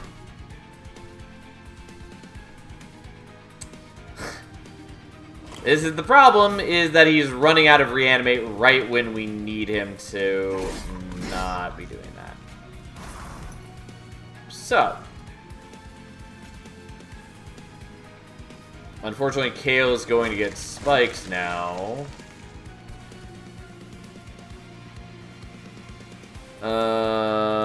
Not particularly helpful.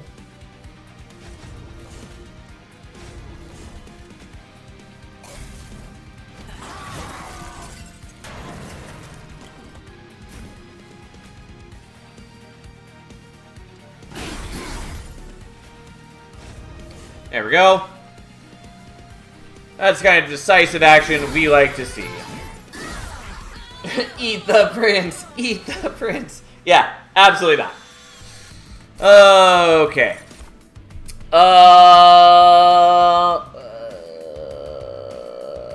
Okay. So we're not taking Last Stand. Absolutely not. Both of the others are kind of interesting. I don't think we're taking Blood-Soaked Arena, but we could. Could also take Wings Radiance if we actually start using the Trample correctly.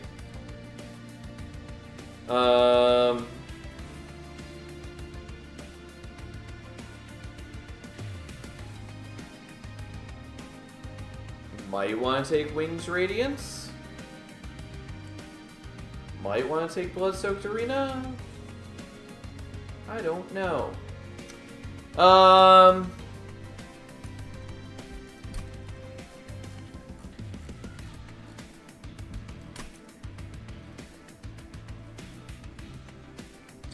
Fuck it. I maybe should save that for later, but we'll take it. Now the question is, do I just want to take Capacity now? Kind of want to take Capacity now so I can fit the Punk Shredder and still be on, like, a lower floor. Yeah, we'll do it. That's fine. Okay. Now, Worship Seal has some value. We're going here, though, I think.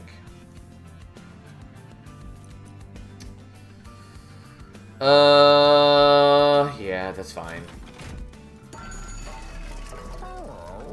Beautiful. Love to see it.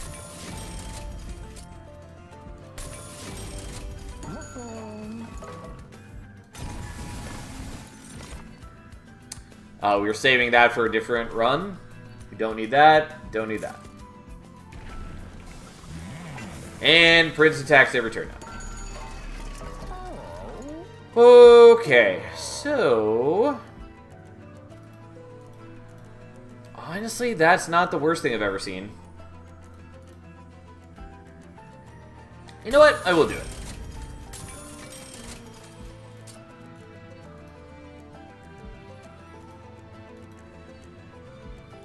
Why not? I'm being a little greedy with my expenditures, but that's fine. It's fine, I tell you. What do you think of this new Prince path? I really like it. I think it is pretty decent. It's okay. I think people are overrating it, and that I see people kind of repeatedly saying, like, it's Prince's only good path, and it's his best path, and it's miles ahead of everything else he can be doing. I don't agree with that. I do think it's pretty decent. Personally, to make it more interesting, I wish that he had a slightly different ability, wherein he had, like, built-in cooldown reduction on Slay, so that you could, like, build into his ability in more interesting, fun ways. But, like, it's okay. It just mostly kind of annoys me that without, like, a multi-strike equipment or some other way to give Prince multi-strike, at rank 3, he's basically just getting multi-strike 1. Like, yes, it comes out before combat, but it's whatever. There is more nuance to it than that, but it mostly annoys me that it's basically him just getting a second attack. But anyways, it's a pretty solid... It's pretty solid. He does still need damage scaling, at least for some fights. And so it has some of the problems of Old Reaper in that you still need to be investing a lot in Prince to get him to do anything. It certainly works a lot better than it did in Monster Rain 1 and better than it did pre-update, since you have the ability to, like, generate more, like, larger floors, and so it's easier to get Prince some slays. Point is, overall, it's okay. It's pretty good. I still generally would rather take Brawler in most situations. Well, there's that.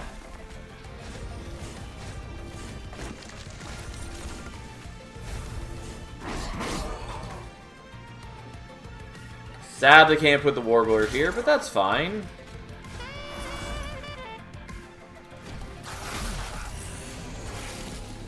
I know they can't really multipath it. You mean Reaper? You sort of can, but yeah, Prince has never been a great target for multipathing, sadly.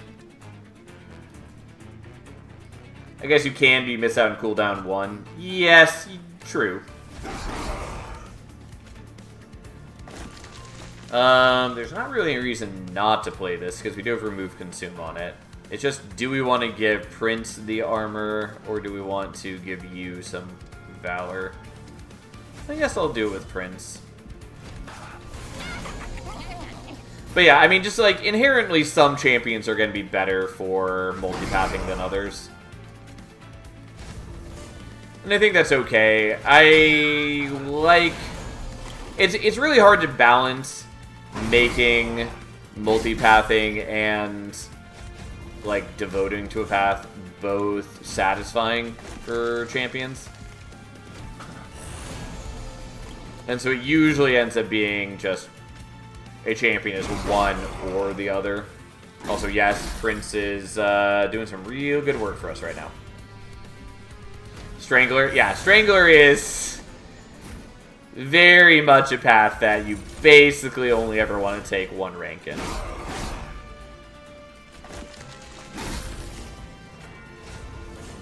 It is technically better for us to use the Eagle Heart rather than doing the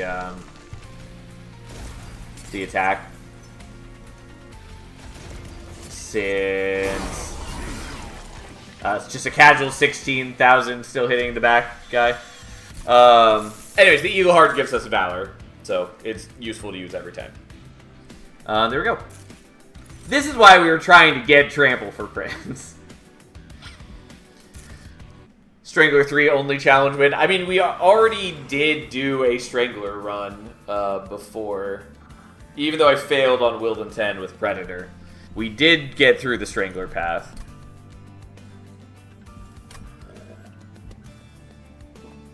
Okay, I think we're going here.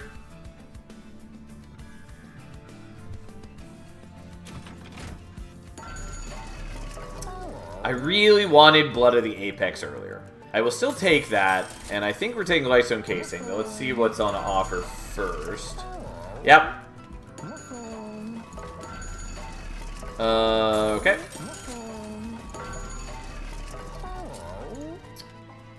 Don't mind if I do.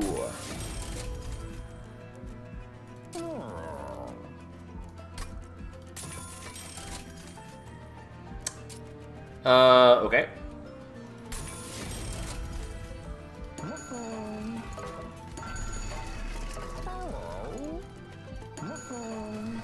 And let's do this one because I like the ordering of the symbols slightly more. I do still have to deal with you know what, let's do this.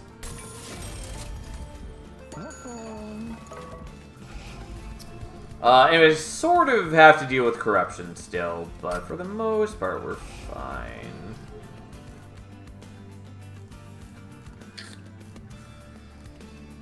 And unfortunately, the hidden passage is kind of a waste, which wouldn't be a big deal, except that, you know, we're doing hat trick, and I do want to not use up cards unless I have to. Now, there's a world where I'm considering setting up on top floor to try to just, like, one-shot Seraph. I don't think we're going to do that. Is it Dominion Seraph? It is.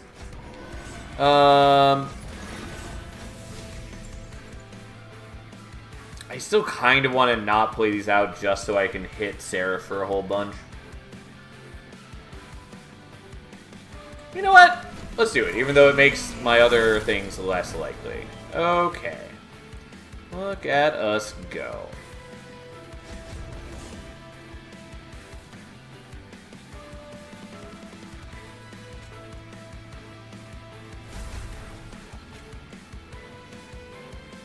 Oh, I don't have Trample.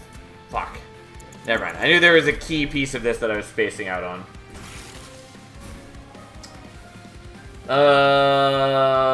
Alright, let's not do that then, because I forgot for some reason that I do need to actually have the Trample for my grand plans to actually matter. So let's just play out the dumb Shield Stewards as we were supposed to.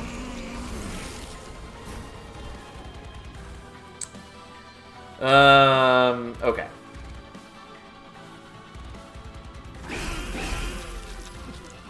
Okay, we'll do it like that. So then we avoid corruption on Prince.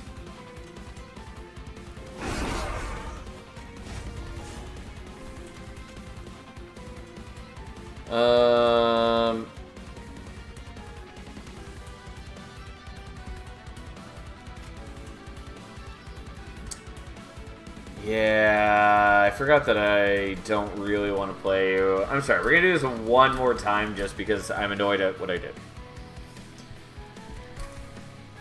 It doesn't really matter, and realistically, it's actually better for me to drag out this fight longer because I get more power on the Void Armament from Blood of the Apex by having more enemies to kill. So we're going to do this, which is incorrect, but we're doing it anyways. You're gonna kill there.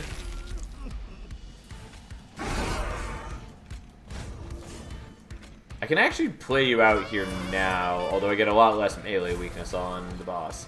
But we're still gonna do that. Because we've got extra capacity thanks to Hef's hammer being here.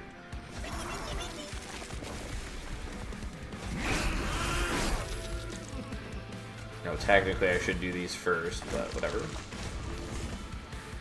Yep, and then we'll just go ahead and kill the boss. Just a casual 9,000 damage, and I can also use the ability as well. Plus the actual attacks for the turn. Sure, cool. Yeah, that was a fight. Again, we didn't get like any. I mean, we got a tiny bit of value out of Blood of the Apex, but it's just we killed them all so quickly that we wasted a lot of waves that we could have powdered up with. Anyways, thoughts on the +1 attack Pyre, Pyre Savagery. You mean just in general? Here are my thoughts on it. It is a pretty good Pyre. It is not S tier Pyre, but it's like A tier, maybe B tier. It's good, but there is a lot of time where it is not really going to be relevant to you. Like, for instance, if you're doing something with Under Legion, most of your damage is likely going to be coming from, like, Decay, and so having Pyre of Savagery is really actually only a detriment, because your Pyre effectively reads, does nothing, has lower health. Technically, it has higher attack to mitigate that, but most of the time, that's not that helpful. Pyre of Savagery is a lot stronger if you are choosing your Pyre rather than if you are just hitting it via like random Pyre. Because then you just take Pyre of Savagery when you are playing like Awoken, or even when you're playing like Stygian, and you are planning to potentially hit like sweep units, because it really shines with sweep units. There's also plenty of other good units that utilize it as well, and it's often solid even if it's not like amazing for you. But the lower HP really can be a problem, and there are definitely plenty of decks where the extra attack scaling is utterly unhelpful. What's S tier in your opinion? I mean, speaking just from like generally good strong Pyres in any situation, Herzl's Horde and Fira's I'm blanking on what it's actually called, but Fira's. They're just both very strong. They're pretty universally useful and good, whatever you're doing. Fira's also is a good like catch-up mechanic. Like if you have a bad start, it gives you a ton of gold to spend in early shops, which can be very helpful in getting a bad start back on track. Herzl's is relevant basically at any point in the game, and it can be used in a lot of different ways. It can let you put out a ton of units. It can let you take a very expensive equipment. It can even let you take an expensive equipment and dupe it.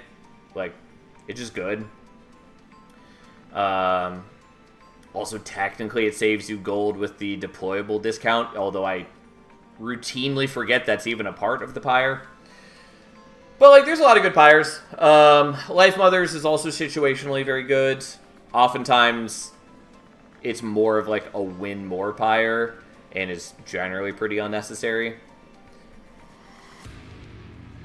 There's not too many, like, really bad Pyres. Kind of the worst Pyres are Winged Spirit, and, like, Aquaths and Timefather are in there as well. Heart of the Pact is on the edge. The +1 draw is really nice, but sometimes it's not going to be relevant, and it does have kind of weaker stats. They at least did bump its stats back up recently. But yeah, I mean, that's the general thought on Pyres. Also, Dominion is good, but it's also very wonky. And again, if you are randoming into Dominion, there are definitely a number of times where it's not going to be very helpful for you.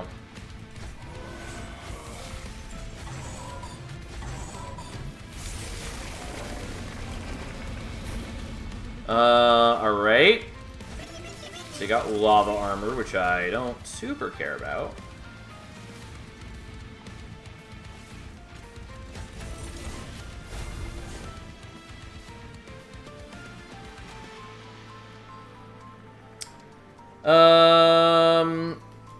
Okay, so we've got two options here.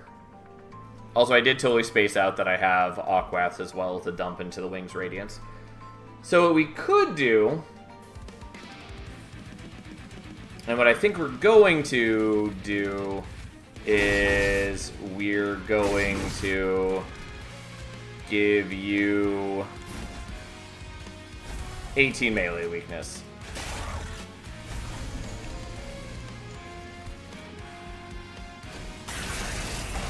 So, Dominion is basically down.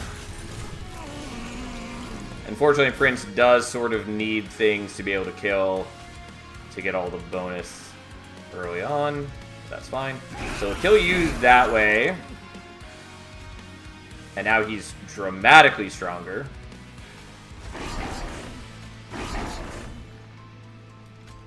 I'll play that just for the sake of it, even though it does not matter.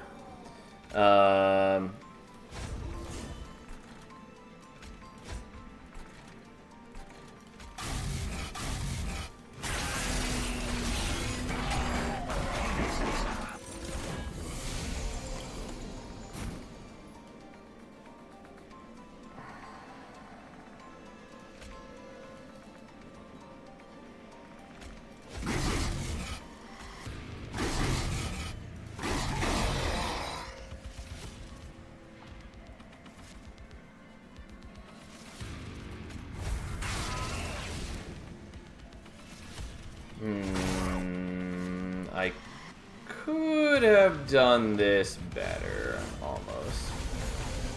Well, it's fine. We almost get the kill here. Almost get the kill. We win next turn for sure, but it would have been nice to get a kill right then and there. But there we go. Anyways, we win on turn 4. Admittedly, like, it was a very high-rolly, strong deck, but it was fun. It was nice. There was a lot of, like, pieces of that we could have whiffed on, which would have dramatically decreased our power, but what we got was good. That said, let us clear out the tracker and then add in what we used here. But yes, Reaper is definitely way better and more satisfying than it was pre-update. It was still already a lot better than it was in Monster Train 1, for just a lot of reasons. Namely, just that because of changes to capacity and other things, and mainly just deployment phase itself, having a single large hit is a lot more relevant and helpful in Monster Train 2 than it ever was in Monster Train 1. This cat is very much in my way. And we used Aquaths. I knew you were going to bite me. You can't see, but she was laying on the desk, and so I had to be reaching over her, and I knew that because my arms were like right above her face, she was going to bite the underside of my arm at any moment. And sure enough, she did. But hey, whatever. These things happen. So, we had Punk Shredder. We had Upbeat Warbler. We had Steadfast Crusader. I knew I was missing something obvious. And I think that's all the units. Yeah, should be.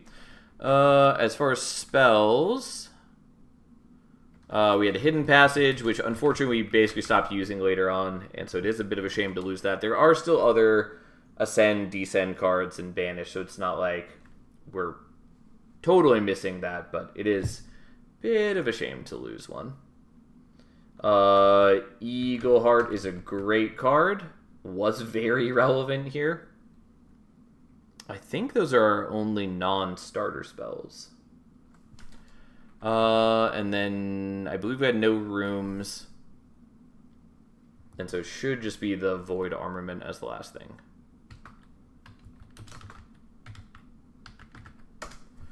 Okay, did not use up too much. Yeah, I agree. I didn't like playing Prince in Monster Train 1, but Monster Train 2 was fine, and now he's quite good after bells. To be fair, again, in Monster Train 1, Wrathful was okay. Brawler was actually pretty strong. It's just Reaper was fucking awful. Like, Prince was still, like, middle of the pack. He wasn't, like, a great champion. He wasn't a terrible champion in Monster Train 1. Other than Reaper, which was just terrible. But yeah, in Monster Rain 2, he's been pretty solid. And post buffs, Reaper's in a strong state. Brawler's still pretty solid. Although, like, I hear people complain about Brawler all the time, and their complaints are like, oh, you need to be able to scale his attack. So what? You basically need to scale attack in every run anyways.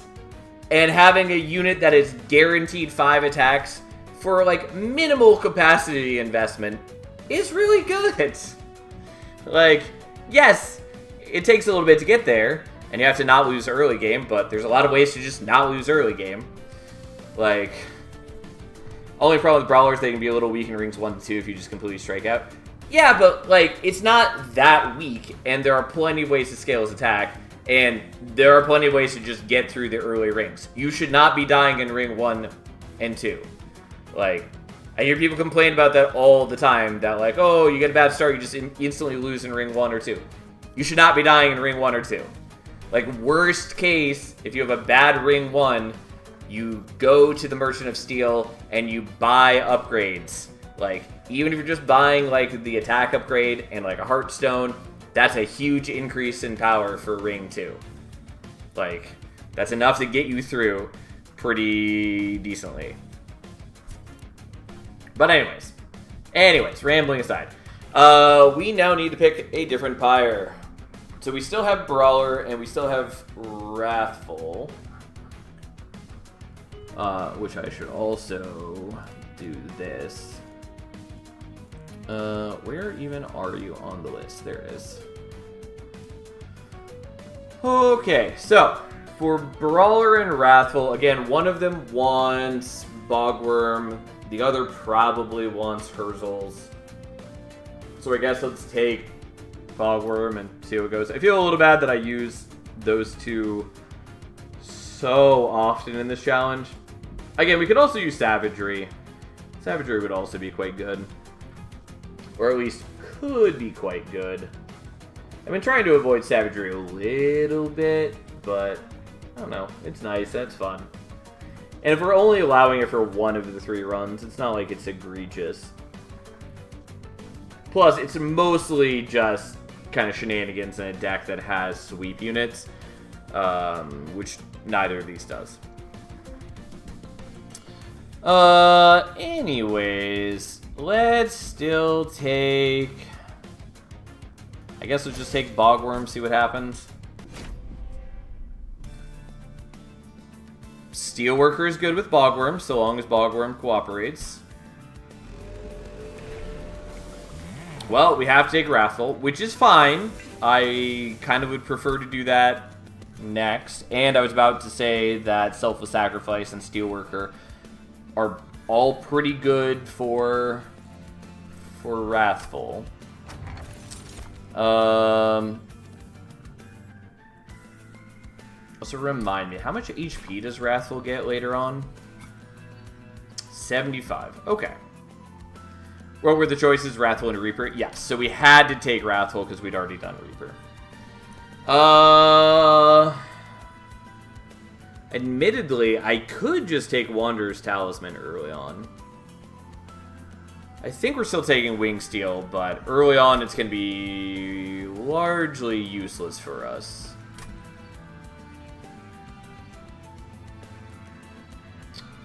Wanderer's Talisman, sort of helpful. It's mostly an early game artifact. It's good early game. It just, I also am not sure I care. We'll just take Wing Steel. It might be useful later on. Well, now it is extra unhelpful.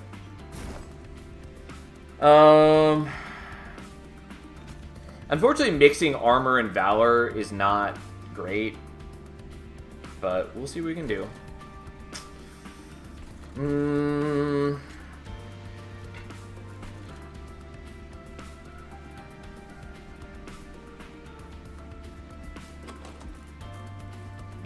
I might just want to put the Steelworker and like the Shield Steward on the floor rather than putting it with Hornbreaker. You know what? Let's do that.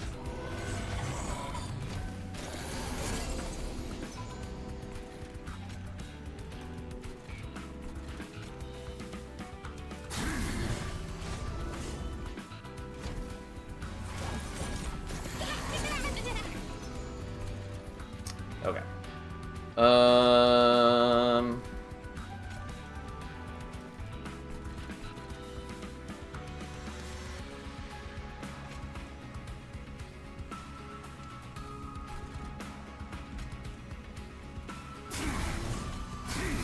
Okay, it's gonna look a little weird maybe, but it is important that we get Prince's attack up higher.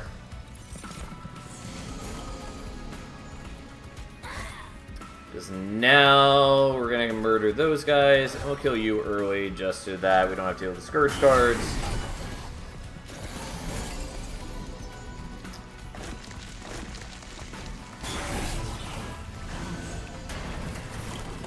And we should be pretty clean. I could Horn Break, I could also put this guy in front of Prince. Does not matter. We're pretty strong, and also Astral is slow to start, and that is bad for him.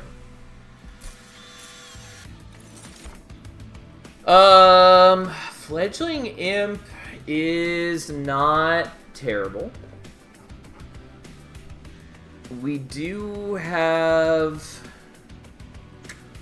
Bogworms, and so we may end up with just a lot of extra capacity, which is a great time to be using Fledgling Imp. Can't take the Hidden Passage. Don't think I'd want to anyways. We are up against Dominion again. I think we'll take the Fledgling Imp. It does give me Calcified Ember. Oh well, so be it.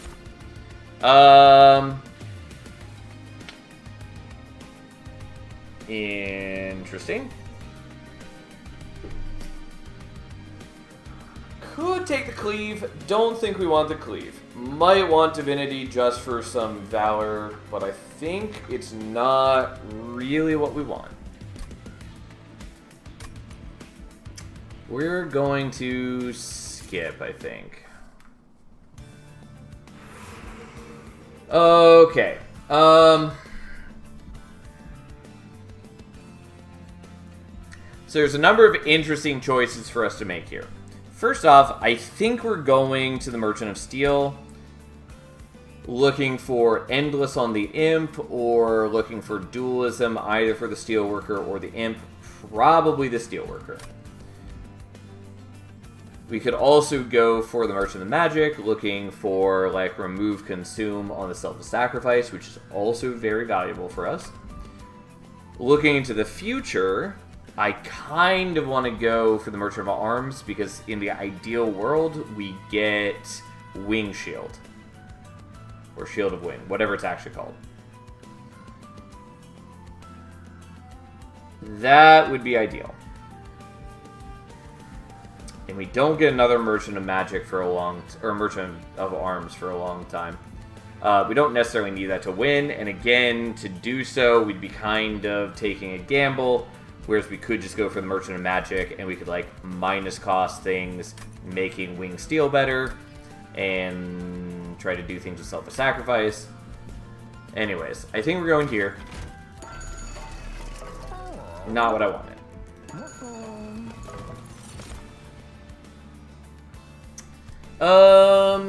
Swordmane's a good unit. Avenger is not what we want.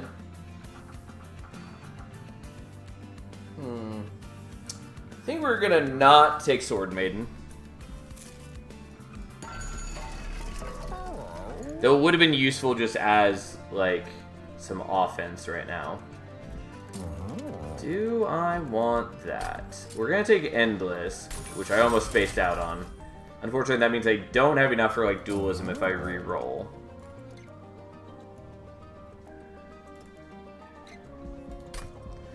I think I'm okay with that for now.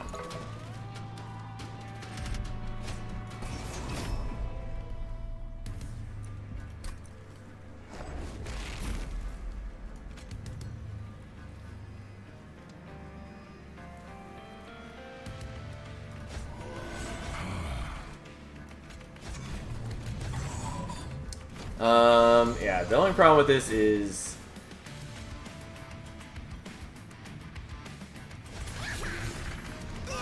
we might actually have problems killing him, because Prince is really my only unit who can meaningfully kill those guys. Kind of. Which, if I have to take some pyro damage, it's not the end of the world. Sometimes you just take pyro damage.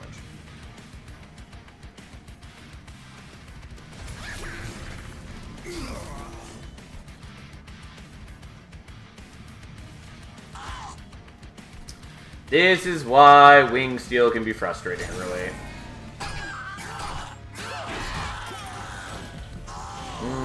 Okay.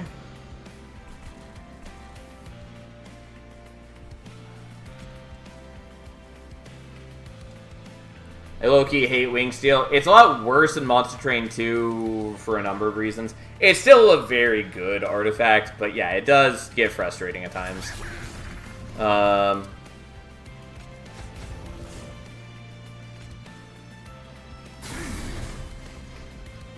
know it's good, but I hate it. Understandable. Anyway, so we did the Fledgling Imp top floor so that now we only take 1 hit from him.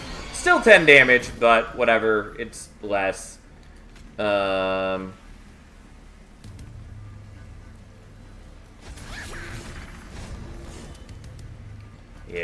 Unfortunately, I don't get to play out the calcified Ember. Oh, well. Oh, wow.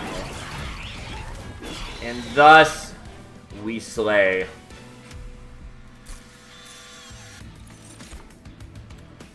Don't think we're taking the Fledgling Imp. Maybe could take the Battering Ram. Don't think I want to take the Battering Ram. It's kind of cute. It's mostly not helpful. I really wish that Battering Ram scaled with armor not just on the floor, but across the train, so you could actually play it elsewhere. Or that you could target what unit it hits. It can do obscene damage. It's just that I don't always care. Especially since a lot of waves have like a 3 HP, you know, chump blocker in front. And so hitting them for 2,000 damage is a waste of my time. Obviously there are ways around that, but still. Anyways, we'll skip. That's fine. I will take another selfless sacrifice, I guess.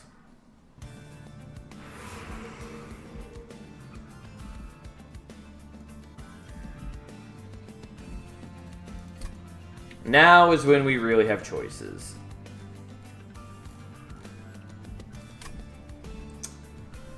And I think the better choices go here. I just sort of want to do that because we hit Wing Shield. Like, it is real good for us. But let's, I guess, do this.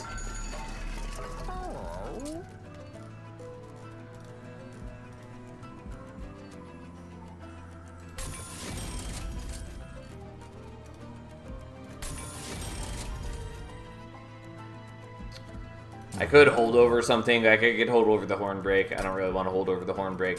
Technically nice, especially because I could also make it do 36 damage. I'm not going to.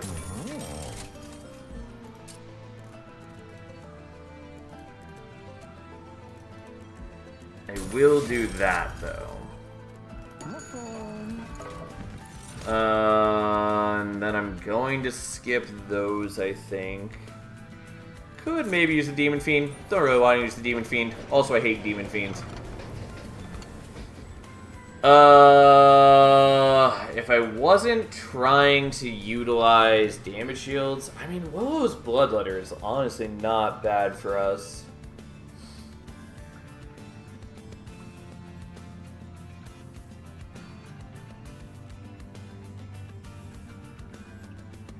So all of these are sort of good. I don't think we want Leaky Pen right now.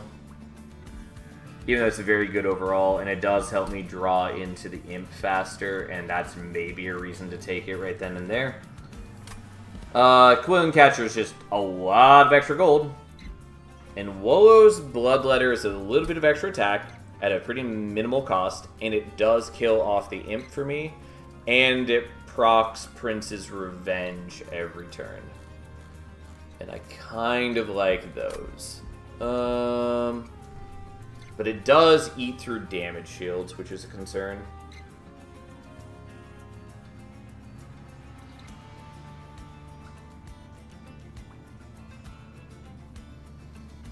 I think we're just taking Quilling Catcher. As much as I like this, that's fine. We'll just take that. Okay, now Archeon hitting for so much damage, a little concerning. Let's see what we can do. This, again, is part of why we set up the intrinsic damage shields. So we don't have to just take boatloads of damage right at the beginning.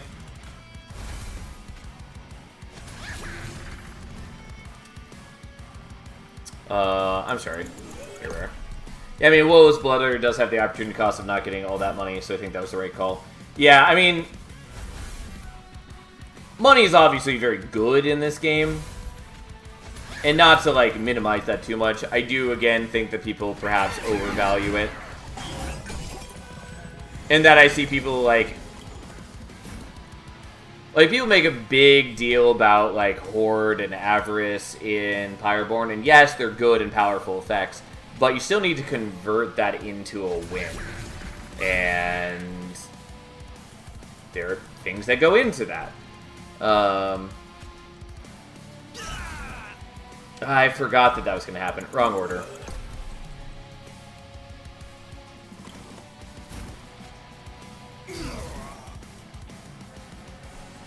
Remind me how the ordering on this works. Yeah, it does draw into the imp.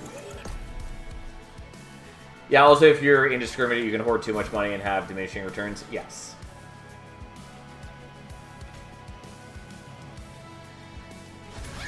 Okay, well, we're just gonna do this and not let us draw the imp again. That's fine.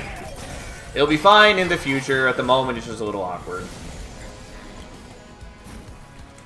But yeah, like, anyways, it's cute, for instance, to end up with... I guess we do it like this. Anyways, like, yeah, it's cute to end up with, like, 6,000 gold at the end of the run, but... other than score, that doesn't do anything for you. Okay, we're gonna do that, and I guess that, you know, sort of wasting some of the damage shields. It is letting us build up armor for the future, though. Alright, we're gonna get rid of that, even though it means that we're not killing you. That's fine. I just really would like things dead. Also, I probably should be getting the imp killed. Oh well. I'm actually much lower in HP than I realized. But that's fine. I'm gonna kill Archeon, no problem.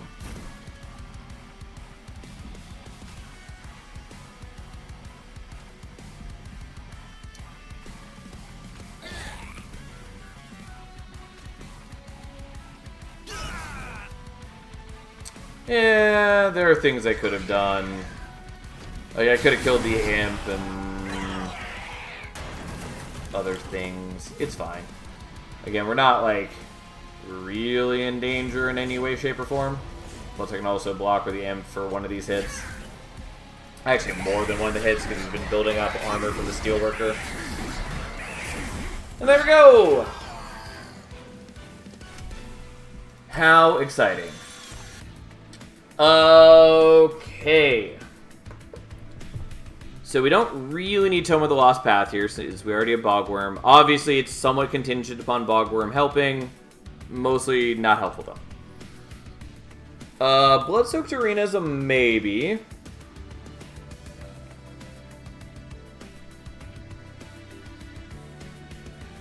And we can't take Wings Radiance. Do I want Blood-Soaked Arena? Maybe.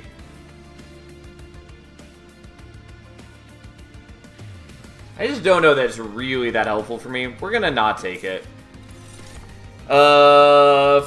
Firebrand is a no. Can't take the Steadfast Crusader. I guess I'm gonna take the Horned Warrior. And then we're taking Ember, because I need Ember. Now...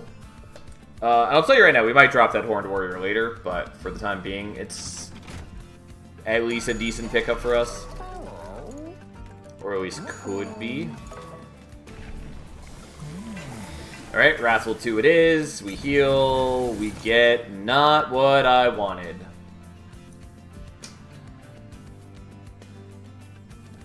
Could take Stoic Plate Mail. Don't think we're going to, though. If you remove something from deck, do you still consider it used? No, we do not. Just because it's hard to track and other things. It's just cards that are ending in a winning deck. Technically, there are things you can do to sort of cheese with that, like removing things that you were using earlier in the run right at the final shop. I try not to do that too much. It's also sort of self-balancing, and that if something is like a meaningful part of your deck, chances are you're going to need to take it into the final fights, and so you can't really afford to remove it. But, you know, it's an imperfect system, since this is a self-imposed challenge. Just like it's possible for us to start with cards that we shouldn't be able to start with. Which I really wish that I didn't have the possibility to start with those. But it is what it is. Makes sense to just not cheese it. Yeah, like, I just try to avoid it, but, you know, only so much we can do.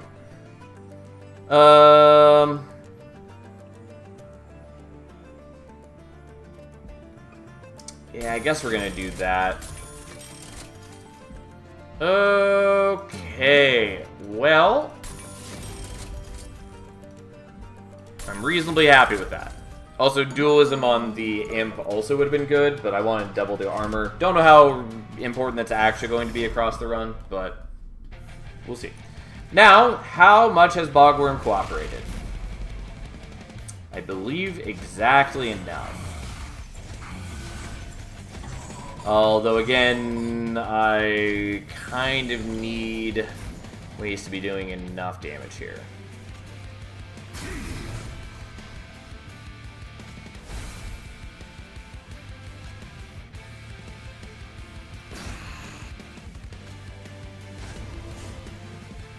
Yeah, I do less damage to you because Prince isn't getting the Revenge proc, but it does mean that I can get the Imp.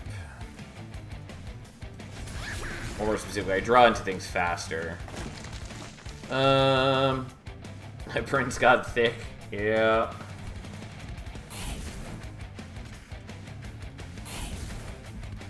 Yeah, unfortunately, I'm still not scaling nearly as fast as I would like. Which, again, is part of the reason that it would be nice to have dualism on the Imp, among other things. But I was trying to... God, you're going to be surviving at 1 HP, and I don't get you either. At this rate, I am taking a lot of damage. Okay, we can at least do that. Yeah, anyways, I knew that we would have kind of a bad time here.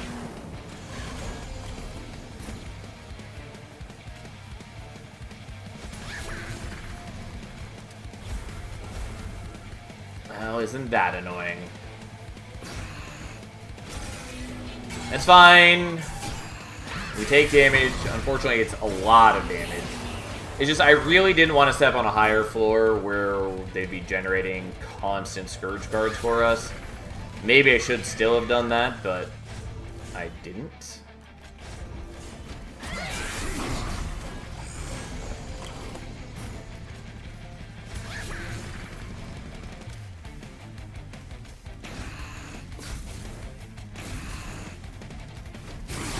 Alright, and then we just beat Ajax to death, as one does. Regardless, not a good fight for us.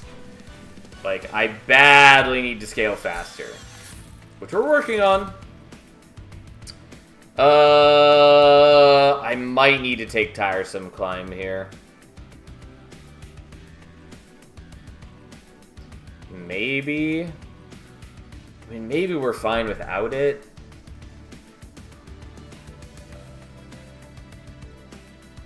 Because I do have damage shields from the Selfless Sacrifice. It's just a matter of whether we're getting enough damage shields.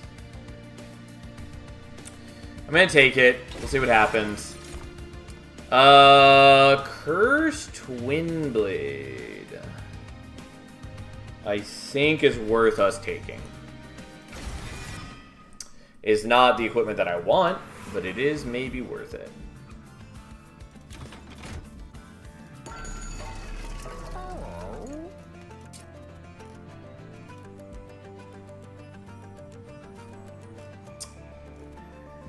Sure, we'll do that.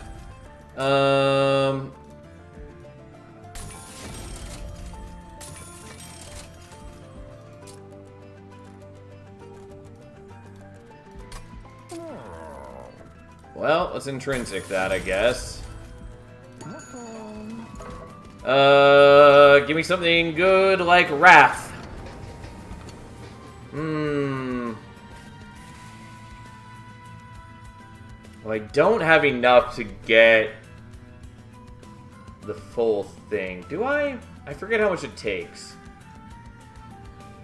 God, this is probably a bad idea, but...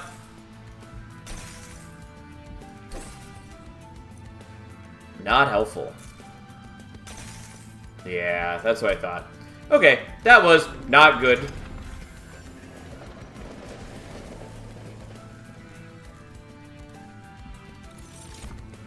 And we'll just have to see how it goes. I may have fucked myself, but we'll find out.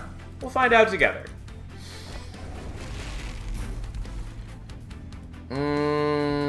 Okay. Unfortunately, don't have as much capacity in the places I would desire. But it's alright, we're working on it.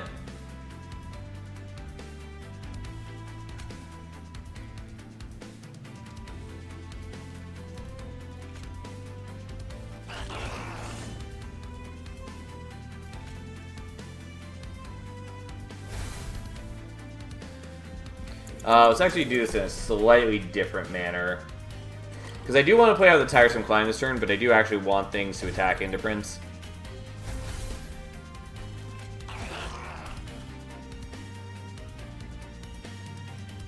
Probably didn't even need to use the Horn Break, though. I'm sorry, let's do this in a slightly different way. So, we are doing that.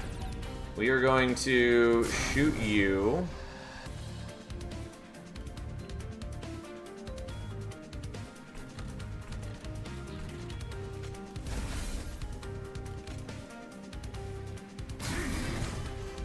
Okay, take 1 damage, which honestly does matter since I gave up so much of it to Arcus already.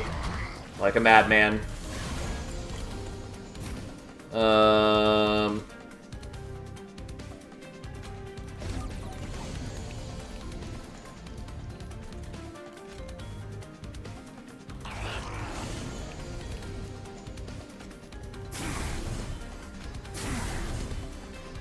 Okay, Prince is getting stronger.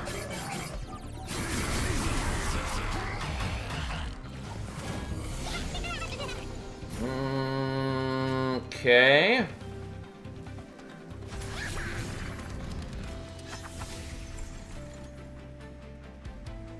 So you are actually dying, so we're just going to ascend you, so then you'll also die, and I take the stupid Vengeful Shard damage, which does matter because I gave up so much of it. Foolishly to Arcus. I knew that it was the better play to not do that, and I did it anyways. It was a mistake.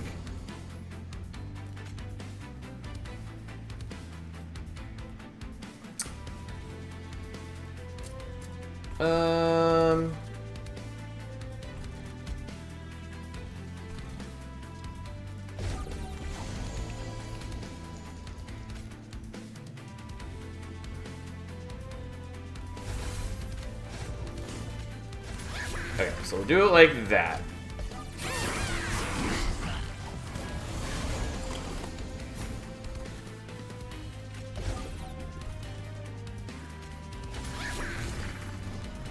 Yeah, whatever. I don't really want to get sapped. It doesn't matter too much. We're in plenty great shape as is, though. And we just go ahead and murder. And then it's Quoto! Honestly, forgot which boss it was. That's okay. I don't really need to do this, but we'll do it anyways, just for the sake of it. And then poor Quoto is going to suffer our wrath.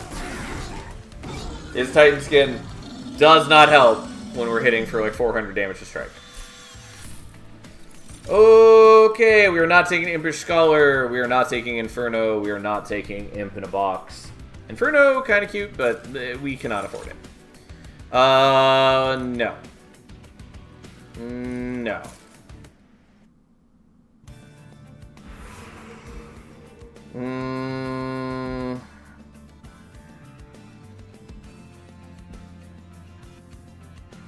So I think we're going here for a variety of reasons, not least of which being that I need to heal. I would really like to go for the Merchant of Steel and maybe dupe. Because, like, we could look for dualism on the Imp and then maybe dupe that so we draw into it more quickly. But I think we're going to the Merchant of Arms. And we'll see what we see. That is not what I want. We can't take Void Armament. I am not going to take Everlasting Light here. Though it is not bad for us. Maybe should take it, honestly.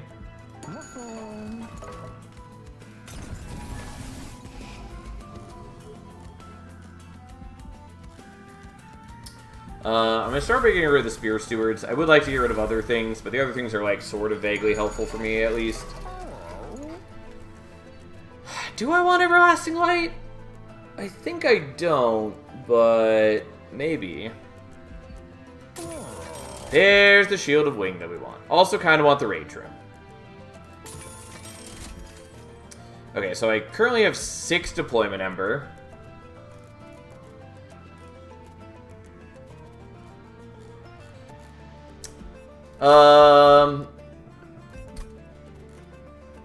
Okay, so here's what we're doing. We are merging these. We are deploying that. We are going to consider long and hard whether we want Rage Room. Rage Room sounds like exactly the cure this deck needs. Yeah, it's probably what we're taking. I can't make it deployable right now.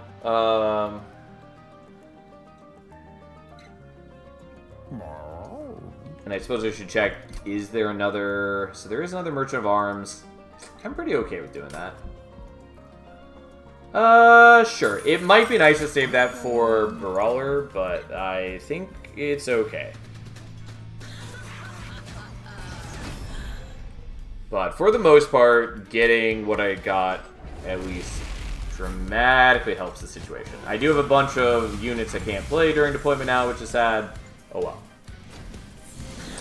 No Rage Imp and no Rage Room for Brawler. Still enough options, though. Yeah, so we have a lot of other options. Oops.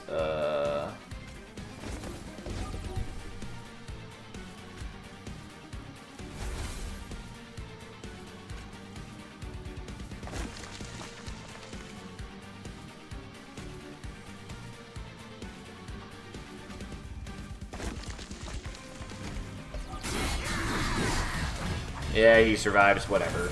He might give damage shields to Kayle at some point. Not too worried about it.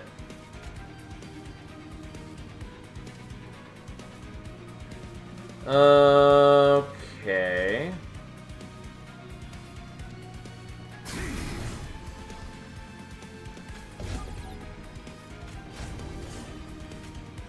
Yes. Give me that delicious, delicious imp action.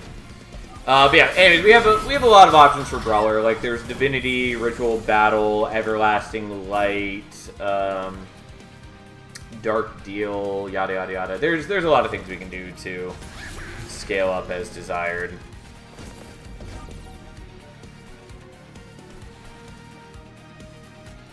Whatever, they're gonna give him damage shields. Not worried about it. It would be nice to have enemies be attacking into Brawler. And I can do that. I mostly just need to make sure I'm actually killing my own imp.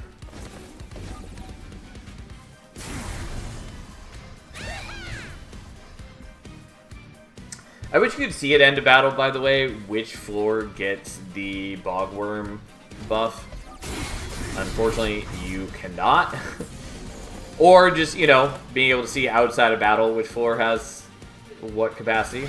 That would be really nice. Yeah, I hate that about Bogworm. Me too. It's just needlessly frustrating. And Yes, watch them all suffer as we scale.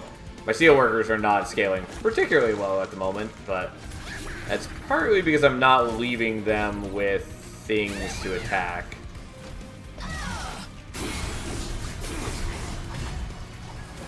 Also, again, it'd be a lot more impressive if I had dualism on the fledgling imp.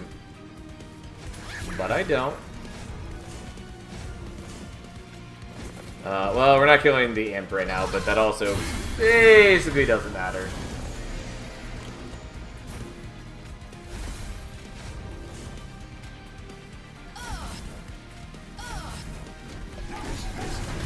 Yes, look at us go. These days for a bunch of turns, even if he wasn't, it wouldn't matter. And thus, Kale falls as well. We do not want Tome of the Lost Path. Death Metal Hymnist is cute. Don't think we're taking. Although at the moment, I can fit it. It's just also very expensive. It's just not what we're doing. We don't want Heavensward. We do want more Ember. I would like other things. Nonetheless, we're taking the Ember for reasons.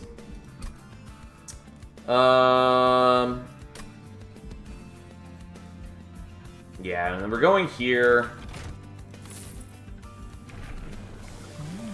Look at that sweet Wrathful 3 life.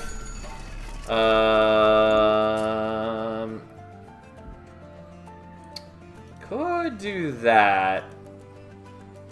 Mostly feels like a waste of gold, but I also have a bunch of gold to burn. It's just that if we do end up with more capacity, that would be okay. I guess I'll do it. I was thinking about duping the Steelworker if we end up with more capacity, but this is also pretty fine. Just really going for dualism. Okay, well, so be it. I've largely solved my problems either way.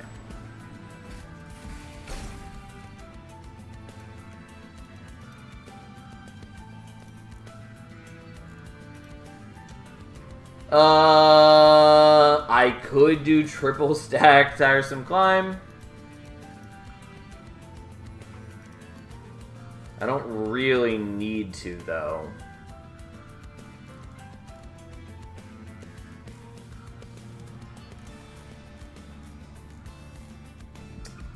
I think I'd rather just not have the crystal. So we're just gonna leave. Triple stack would be cute, but like I'm doing okay without that, and the crystal is a legitimate pain for me, especially since I can draw it off of Winged Steel.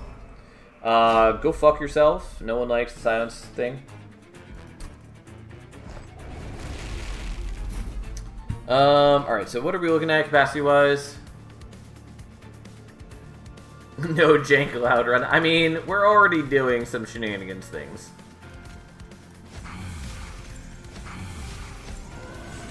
Yeah, unfortunately I don't have quite enough capacity.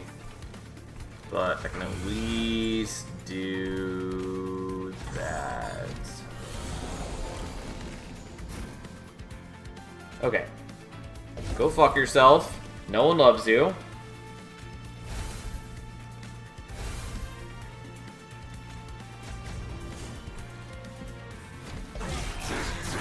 And thus, we gain delicious, delicious armor.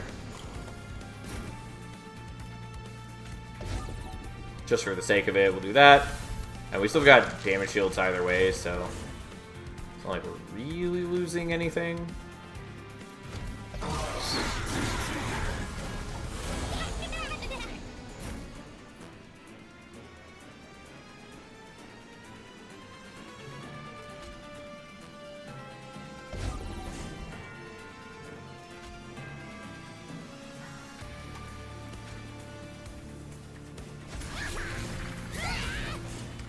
Now we draw right back into this.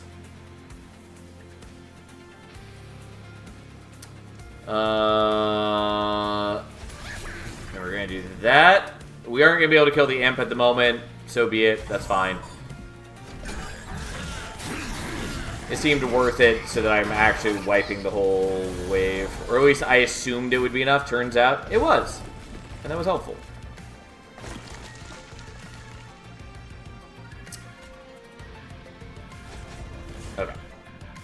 There we go.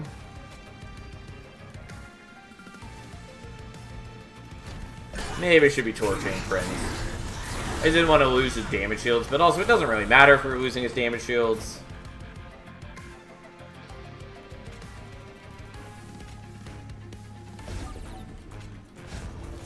Yeah, unsurprisingly, this is enough. Prince is real strong. Even if my other dudes are not that strong. But like, the Shield of Wing is doing a lot of damage to all of them. Prince then also cracks back for a lot of damage.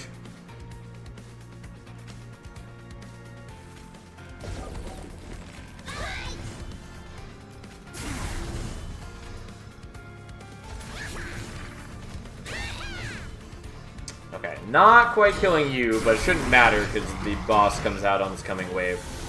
And so as long as we're killing Rax here, we're all good.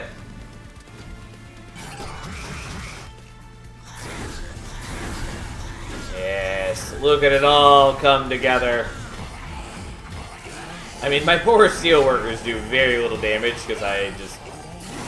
Again, I haven't really been getting good value out of the Imp. It's doing okay work, but it's not, like, generating a ton of rage for me. And I have not been leaving them things to attack on a lot of turns with the Rage Room. I could take a Tiresome Climb, doesn't matter. Can't take Punk Shredder, otherwise I would consider it. And don't need the others.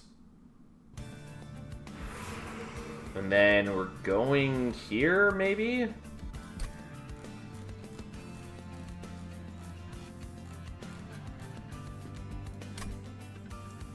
I guess?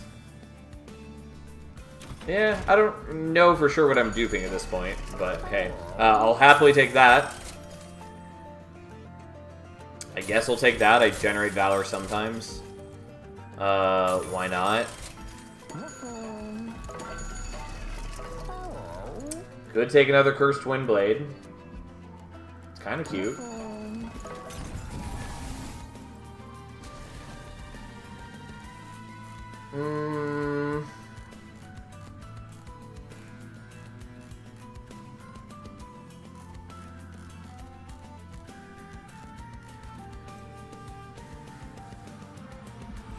I guess I'll dupe the Imp. I don't know. It's fine.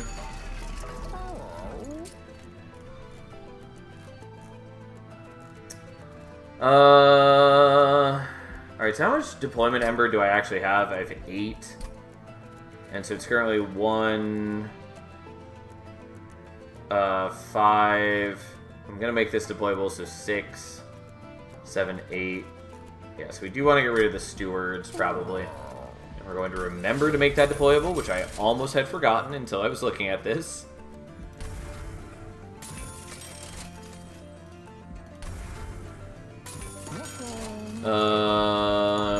Okay. Yeah, I don't really need those. I don't have anything that's a meaningful cost. I mean, I guess technically I've got the Selfless Sacrifice, but it's just not really important.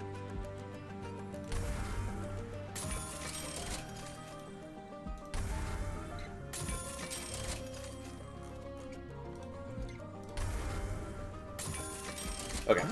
Overall, we should be in good shape. Like, yes, Prince will get some corruption on him, but it shouldn't matter too badly. Especially since Seraph is going to be permadazed. And of course, it's not cooperating with me. This is why Bogworm's Pyre can be frustrating. I just want one more capacity on bottom floor. But alas, here we are.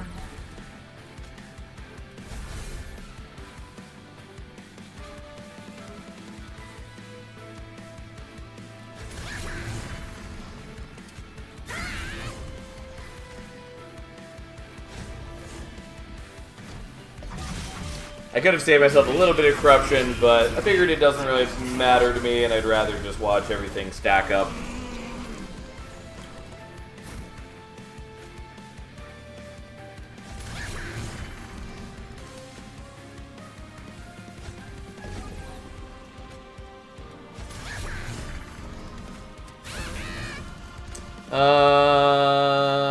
I'll take the damage. I don't really need to, but I will.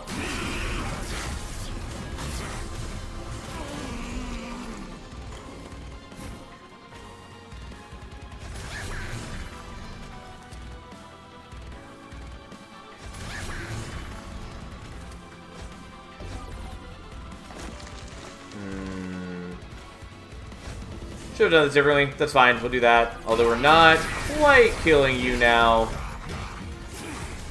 But that's okay. There are lots of ways to kill you.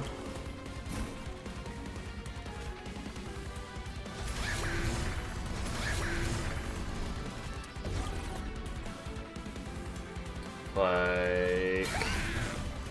just letting the Horned Warrior do it next turn. Yes. Look at all that damage. Like, yes, he's got some corruption. So be it. As long as it's not getting doubled by Seraph, it doesn't matter.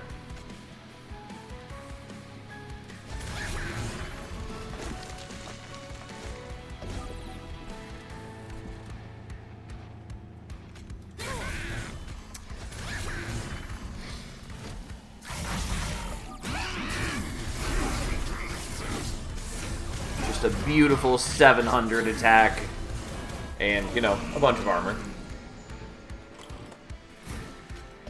Okay.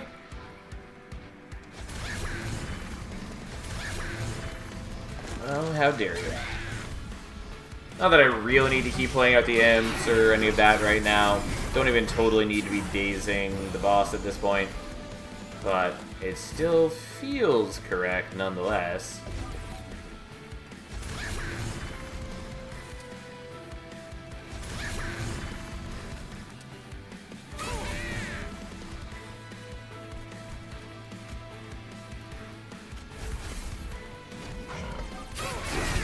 Once again, not quite killing the whole wave because reasons, but that's fine.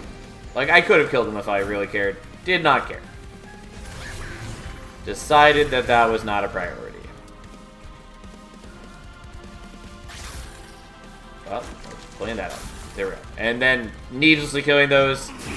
And then we watch as they all fall before Prince's might.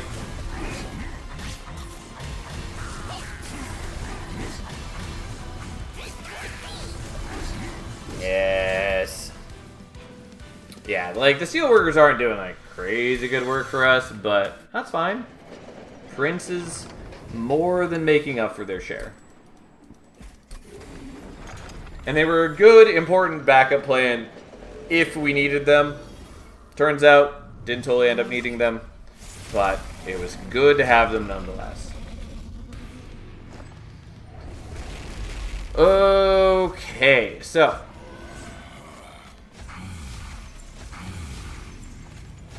and then, Bogworm cooperated. We don't have room to play up both imps at the same time right now, but that's fine.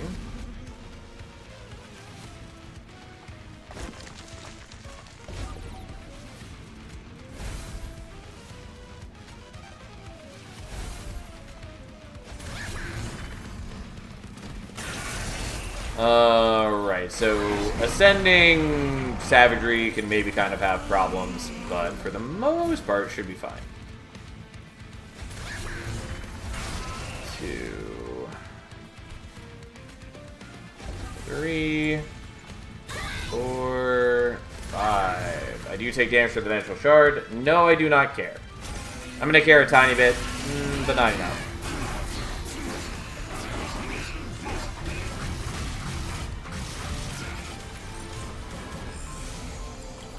Okay.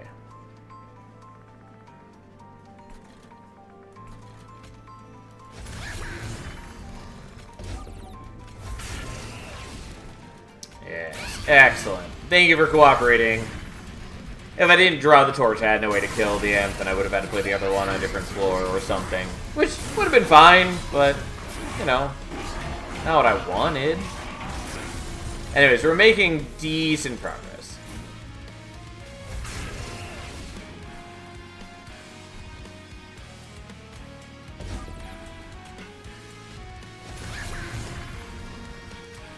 I could just tank the damage from the Curses of Entropy. Chose not to, but again, I've got plenty of Pyre HP, and this fight isn't going to last, like, that long.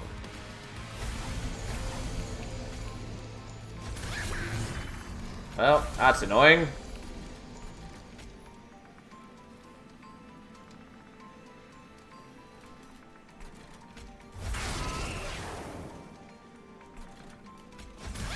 Okay, I'm going to not ascend him so that I can work on killing him next turn.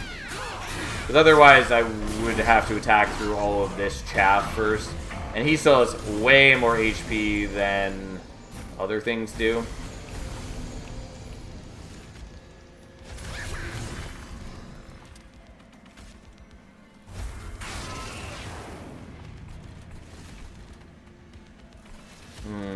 Maybe I shouldn't have done it like that.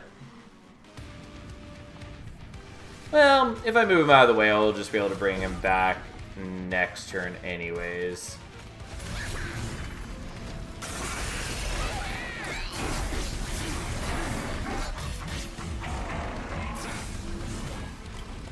Yeah, because now I can do that.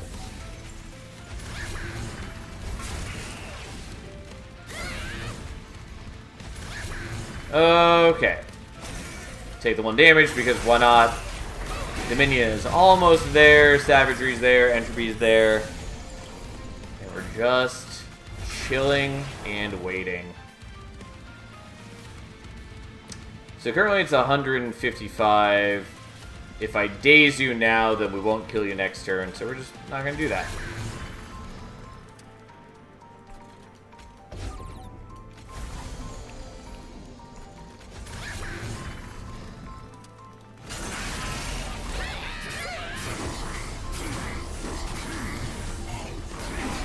Yes, look at them die. If only Shield of Wing also did damage based on how much armor you have. I mean, there's good reasons that it doesn't, but it would be nice. Okay, and so you should die, and so we'll just daze you for the sake of it. And there we go. Ta-da! How exciting. I mean, overall, that was reasonably smooth. And we still have a decent chunk of options for Brawler left. We did use up some important tools overall, but there's still a lot left for Brawler, which is good. It's one of the reasons that Band is such a good clan for this, is just they have so many options. Like, they have a lot of things for defense, they have a lot of things for offense, especially since Valor is both defense and offense combined, or at least can be. So yeah, anyways, it's a good clan, turns out. And thus, let us add it to the tracker. So this was Wrathful, still need to do Brawler. There it is. Why did I close that? Doesn't matter. So, for Wrathful, we did Bogworm, which is probably our most used pyre across this challenge. And as far as units go, we had Fledgling Imp, Horned Warrior, even though the Horned Warrior didn't really matter. And then we had Steelworker. And I believe those are all the units. For spells, we had Hornbreak. And we had Selfless Sacrifice. Tiresome Climb. And I think that was all the spells. For rooms, we had Rage Room. And then in the merged equipment, it was Shield of Wing and Cursed Twin Blade. Yeah, I just wanted to make sure it was Shield of Wing and not like Wing Shield or something like that. Anyways, I believe that was everything. Which means we just have Brawler to go. I don't think I want to start the last run right now, just because it'll take probably about an hour, and admittedly, I need to start going to sleep earlier, because I have not been doing that, and it's causing problems in my life. So, I'm going to try to actually fall asleep at a reasonable time, and so I think we're stopping there.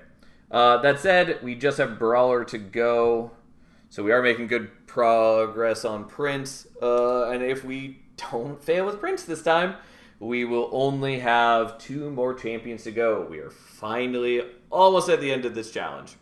That said, we'll still play plenty more Monster Train afterwards. There's the new update coming on November 5th. I might take some time to play a couple other deck builders in the next week or two, since there's a new character coming out for Vault of the Void. Fights in Tight Spaces is weirdly suddenly getting updates that no one was expecting. There's a new DLC for a canine companion, as well as the Frights in Tight Spaces Halloween update, which adds new enemies and stuff as far as from what I saw from the trailer earlier today. But who knows? There's also a couple other deck builders I meant to check out, like Northwind. But regardless, lots of Monster Train 2 to come. Have a wonderful evening. Have a wonderful weekend, everyone. I'll see you back on Monday.